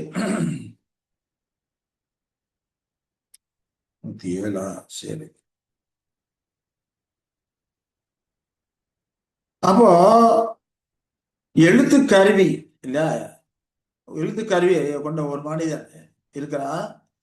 அந்த குழுவின் தலைவரா இருக்கிறாரு. அது நாம ஏற்கனவே முத்திரை போட்டவர் யாரோ அவர் தான், பாஸ்டர் ரசல் தான் இந்த காரியங்களை அந்த காலகட்டத்தில் செய்தார் அப்படிங்கிறத நம்ம பார்க்கிறோம் இல்லைங்களா. இப்ப அந்த தாசன் இதுல நம்ம கவனிக்க வேண்டிய ஒண்ணு என்னன்னா, 1916-30 அவர் தன் நித்திரை அடைந்தார். 16-30 நித்திரை அடைந்த போது அவர் கூடவே இருந்து அவரை கவனித்துக் கொண்ட சகோதரர் அந்த நிகழ்வுகளை குறித்தெல்லாம் அவர் எங்கெங்கே போனாரு, என்ன பிரசங்கம் பண்ணாரு, எப்படிலாம் நடந்துகிட்டாரு. ட்ரெயின்ல வரும்போது அவர் மறிச்சிருக்கிறாரு. ட்ரெயின்ல வரும்போது அது நடந்த நிகழ்வுகள் ஒரு டோகம் நிகழ்வுன்னு சொல்லப்படுது. அந்த காலகட்டத்தில் பிரசங்கிமார்கள் தங்கள் வேலையை முடிச்சிட்டாங்கன்னா அதற்கு டோகம் என்ற ஒரு வஸ்திரத்தை போட்டு மறிக்கும் போது அந்த வஸ்திரத்தை போட்டு வச்சிருப்பாங்க என்று சொல்லப்படுகிறது. அது அந்த வஸ்திரத்துக்கு பேர் டோகோ என்று சொல்றாங்க. இவர் மறைக்கிற அந்த காலகட்டத்தில் ட்ரெயின்ல வரும்போது தன்னுடைய தன்னோட கூட இருந்தவர்கள பெட்ஷீட்டை கேட்டிருக்கிறார். பெட்ஷீட்டை வாங்கி அதை ஒரு 12 இன்ச்சுக்கு மடிக்க சொல்லி அதை டோகா மாதிரி செஞ்சு அவர் தன் மேல உடுத்த சொல்லியிருக்கிறார். இப்போ அவங்க அது மாதிரி பண்ணியிருக்கிறாங்க. பெட்ஷீட் வாங்கி முன்னையும் பின்னையும் தொங்குற மாதிரி கொஞ்சம் மடிப்பெல்லாம் விட்டு சேஃப்டி பின்லாம் வச்சிருந்துருப்பாங்க. எப்படியும் அது சேஃப்டி பின் வச்சு குத்தி அந்த மாதிரி மடிச்சிட்டு டோகா மாதிரி அந்த மாதிரி இதை போட்டுக்கிட்டு போய் படுத்திருக்கிறார். அதோடு சரி, அவருடைய இது நித்திரை அடைந்துட்டாருன்னு சொல்லி அவருடைய மரண நிகழ்வை குறித்து அவங்க பதிவு பண்ணி இருக்கிறாங்க. அப்ப இந்த காரியம், இந்த டோகோ அப்படிங்கிற காரியம் அவர் ஏன்னா எல்லாத்தையும் செய்து முடிச்சுட்டேன் அப்படிலாம் சொல்லலை, வாய் வழியா சொல்லலை. ஆனா மறிக்கிறதுக்கு போறோம் அப்படிங்கிறது அவருக்கு தெரிஞ்சிருச்சு. ஆனா அவர் எனக்கு சொன்ன காரியங்களை நெத்திரை அடையாளம் போட்டு முடிச்சுட்டேன், முத்திரை போலாம் முடிச்சுட்டேன் அப்படின்னு சொல்லிட்டு அவரை இந்த நிகழ்வுகளின் மூலம் அங்க இருக்கிறவங்களுக்கு தெரியப்படுத்துறான்னு சொல்லிட்டு கூட இருந்தவர் இதை விளக்குறார், வியாக்கியானம் பண்றார். இந்த விதமாக அவர் டோவா ட்ரெஸ் மாதிரி பெட்ஷீட்டை ஆக்கி அந்த மாதிரி போட்டுக்கிட்டு படுத்தாரு. சிலர் கூட இல்ல டோகோலாம் கிடையாது, அவர் பெட்ஷீட் தான் அடிப்பார் அப்படின்னு சொல்லுவாங்க. அதுக்காக அந்த ஆர்டிக்கல் எடுத்து படிச்சு பார்த்தேன். படிச்சு பார்க்கும்போது பெட்ஷீட்டை டோகோ மாதிரி செஞ்சு போட்டிருக்கிறாரு. போட்டுட்டு படுத்திருக்கிறாரு. அதோடு அவர் என்ன பண்றாரு? நித்திரை அடைந்துட்டாரு அப்படின்னு சொல்லி பார்க்கிறோம். அப்போ அறியாமலேயே அந்த சின்னமான மனிதனின் அறிக்கையை அங்க வழங்க தொடங்கி இருக்கிறார். வாயின் வார்த்தைகள் மூலமாக நான் முடிச்சிட்டேன்னு அங்க இருக்கவன்ட்டு சொல்லல. ஆனா என் தேவன் எனக்கு கொடுத்திருக்க பொறுப்பை அதை நிறைவேற்றி முடித்து விட்டேன் என்று அந்த அடையாளங்கள் மூலமாக அங்க செய்தி காமிச்சிருக்கிறான்னு சொல்லி நம்ம பார்க்கிறோம். நீ கட்டளையிட்டபடி செய்து விட்டேன் என்று அவர் கூறியது போல அலும்பும் புலம்பும் அனைவரும் நெற்றிகளிலுமே இந்த சின்னமான அந்த மைய சத்தியத்தை நான் சொல்லிட்டேன் அப்படின்னு சொல்லி சொன்னது போல அது இருந்தது அவருடைய நடவடிக்கைகள் என்று கூட இருந்தவர் ஒரு ஆர்டிக்கல்ல இந்த காரியங்களை குறித்து சொல்லி இருக்கிறார். அப்ப ஒரு உருவக நிகழ்வாக சகோதரர் அசல் அவர்கள் அங்க கேட்டது போர்வை தான் வாங்கி டோகா கேட்டது முக்கிய போர்வையை டோகாவா செய்து போட்டது ஒரு முக்கியமான ஒரு காரியம். ஆனா அநேகர் அவரை குற்றம் பிடிக்கிற சிலர் என்ன பண்ணுவாங்க, டோகோ கிடையாது போர்வை அப்படின்னாங்க. போர்வை தான், பெட்ஷீட் தான். ட்ரெயின்ல டோகோ இங்க கிடைக்கும். பெட்ஷீட்டை டோகோ மாதிரி செய்து அவர் அணிந்து கொண்டு படுத்தார் அப்படிங்கிறதா இங்க நம்ம பார்க்கக்கூடிய ஒரு காரியம். அது எதை அடையாளப்படுத்தக்கூடியதா இருக்குது அப்படின்னு சொல்லி நம்ம பார்த்தோம்னா 1,44,000 பேர்ல முத்திரை போட்டாச்சு, அடையாளம் போட்டாச்சு. முத்திரை போட்டதும் அவர்தான், அடையாளம் போட்டதும் அவர்தான். அதை செய்து முடித்தாயிற்று என்று அங்க சொல்லுகிறது, அடையாளம் போல அடையாளப்படுத்த சொல்லுகிறதை நாம் பார்க்கிறோம். இல்ல எசேக்கியேல் 9:5 பார்க்கும்போது அவர் என் காதுகள் கேட்க மற்றவர்கள் நோக்கி நீங்கள் இவன் பின்னாலே நகரமெங்கு உருவ போய் வெட்டுங்கள், உங்கள் கண் தப்ப விடாமலும் நீங்கள் இறங்காமலும் இருங்கன்னு அங்க சொல்றதை பார்க்கிறோம். அதே போல எசேக்கியேல் 9:11 பார்த்தோம்னா சணநூல் அங்கி தரித்து தன் அறையில் மைக்குட்டி வைத்திருக்க புருஷன் வந்து நீர் எனக்கு கட்டளையிட்டபடியே செய்தேன் என்று காரியத்தை தெரிவித்தார். கட்டளையிட்டபடியே செய்தேன், செய்து முடிச்சுட்டேன், காரியம் தெரிவித்தார்.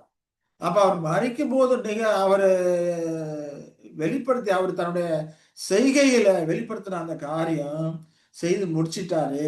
அவர் சொல்ல வேண்டிய சத்தியத்தை சொல்லி முடிச்சிட்டாரு. அவருக்கு கொடுக்கப்பட்ட பணியை செய்து முடிச்சிட்டார் என்பது அது வெளிப்படுத்தக்கூடியதாக இருக்கிறது.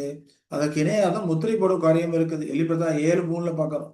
தேவனுடைய ஊழியக்காரன் நெற்றிகளில் முத்திரை போட்டு தீர்மாலும் பூமியும் சமுத்திரத்தையும் மரங்களையும் சேதப்படுத்தாதீர்கள் என்று மகா சத்தம் என்று சொன்னார். இந்த முத்திரை விடுற வேலை, நெற்றியில அடையாளம் போடுற வேலை, இரண்டும் ஒரே காரியம். அவர் டோகாவை வாங்கி அணிந்து கொண்டதன் மூலமாக இந்த காரியத்தை நான் செய்து முடிச்சிட்டேன், முற்றும் நிறைவேற்றேன்னு சொல்றாரு. அப்ப இந்த உண்மை நிகழ்வுகளும் நமக்கு என்ன வெளிப்படுத்துது? பரிசுத்தவான்கள் ஓட்டம் முடிஞ்சிருச்சு அப்படிங்கிறத நமக்கு வெளிப்படுத்தக்கூடியதாக இருக்குது அப்படிங்கிறத நம்ம புரிந்து கொள்கிறோம். தேவனுடைய வார்த்தை ரொம்ப நுணுக்கமா எல்லா இடத்துலும் நிறைவேறிக்கொண்டே வருகிறது அப்படிங்கிறத நம்ம பார்க்கிறோம். மற்ற 5:18 படிக்கும்போது வானம் பூமி ஒளிந்து போனாலும் நேரப்பரமானத்துள்ளதெல்லாம் நிறைவேறும் வரும் அதில் ஒரு எழுத்தாயிலும் ஒரு எழுத்தின் உறுப்பாயிலும் ஒளிந்து போகாது என்று மெய்யா உங்களுக்கு சொல்லுகிறேன் அப்படிங்கிறாரு.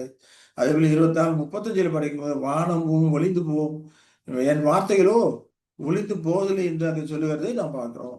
இப்ப தேவன் சொல்லியிருக்க இவ்வளவு தீர்க்க தரிசனமான காரியங்கள் எல்லாமே நிறைவேறி இருக்குது, நிறைவேறி கொண்டே வந்து கொண்டு இருக்கிறது அப்படிங்கிறத நாம இதன் மூலமாக நாம் என்ன பண்றோம்? புரிந்து கொள்கிறோம். அப்ப பரிசுத்தவான்கள் ஓட்டம் முற்றுமுடிய நிறைவேறி விட்டது அப்படிங்கிறத நாம புரிந்து கொள்கிறோம். அப்ப இதை நிறைவேற்றி முடிச்சாச்சு. ஏன்னா அவர் தான் 7ஆம் தூதன் எக்கால சத்தமாக ரசல் தான் இருக்கிறாருன்னு சொல்லி நம்ம பார்க்கிறோம். ரசல் மூலமாக தான் சத்தியம் வெளிப்பட்டது அப்படின்னு சொல்லி எல்லாம் நம்ம பார்க்கிறோம். இப்ப நான் படித்துக் கொண்டு இருக்கிறதும் அவர் மூலமா வெளிப்பட்ட அந்த சத்திய காரியங்கள் தான். பைபிள் ஸ்டூடெண்ட் படித்துக் கொண்டு இருக்கிறதும் அவர் மூலமா வெளிப்பட்ட சத்திய காரியங்கள் தான். ஆனா புரிதல்ல அவர்கள் இன்னும் இருக்கிறது என்று ஒரு சிலர் சொல்லிக் கொண்டிருக்கிறார்கள். அது தவறான ஒரு காரியம். அது எல்லாமே முடிந்து விட்டது. ஏன்னா நுணுக்கமாக தேவனுடைய வசனம் ஒவ்வொன்றுமே நுணுக்கமாக எல்லாமே நிறைவேறிக் கொண்டே வருகிறது அப்படிங்கிறத நம்ம பார்க்கிறோம். இதுவரைக்கும் 11 நிறுவனங்களை நம்ம பார்த்திருக்கோம். 11 நிறுவனங்களும் அந்த அறுவடை காலம், முத்திரை போடுற காலம், நெற்றியிலே அடையாளம் போடுற காலம், இது எல்லாம் முடிஞ்சிச்சு அப்படிங்கிறத நமக்கு உணர்த்துகிறது அப்படிங்கிறத நாம புரிந்து கொள்கிறோம். மணி ஆயிடுச்சு. அதனால நாம இந்த காரியத்தோட இதோட நாம நிறுத்திக் கொள்ளலாம். இன்னும் உங்களுக்கு டவுட் இருக்கு, இதை குறித்த பாடங்கள் எனக்கு தேவை அப்படின்னு கேட்கிறவங்க இந்த நம்பருக்கு, இந்த வாட்ஸ்அப் நம்பருக்கு நீங்க தொடர்பு கொண்டீங்கன்னா உங்களுக்கு இது குறித்த செய்திகளை அனுப்பி வைக்கப்படும். நீங்கள் படித்து தெரிந்து கொள்ளலாம். 9626654934. அதனால நாம இதோட இந்த காரியத்தை நாம நிறைவு செய்து கொள்ளலாம். அன்பின் தேவன் தாமே நம்மை ஆசிர்வதித்து வழிநடத்துவாராக. ஆமென். இதற்குரிய காரியங்களை மொத்தம் 25 இருக்குது. இதுக்குரிய காரியங்களை இன்னும் வரக்கூடிய காரியங்களை நாம் தொடர்ந்து நாம தியானிப்போம். தேவன் தாமே உங்கள் அனைவரையும் ஆசிர்வதித்து வழிநடத்துவாராக. ஆமென்.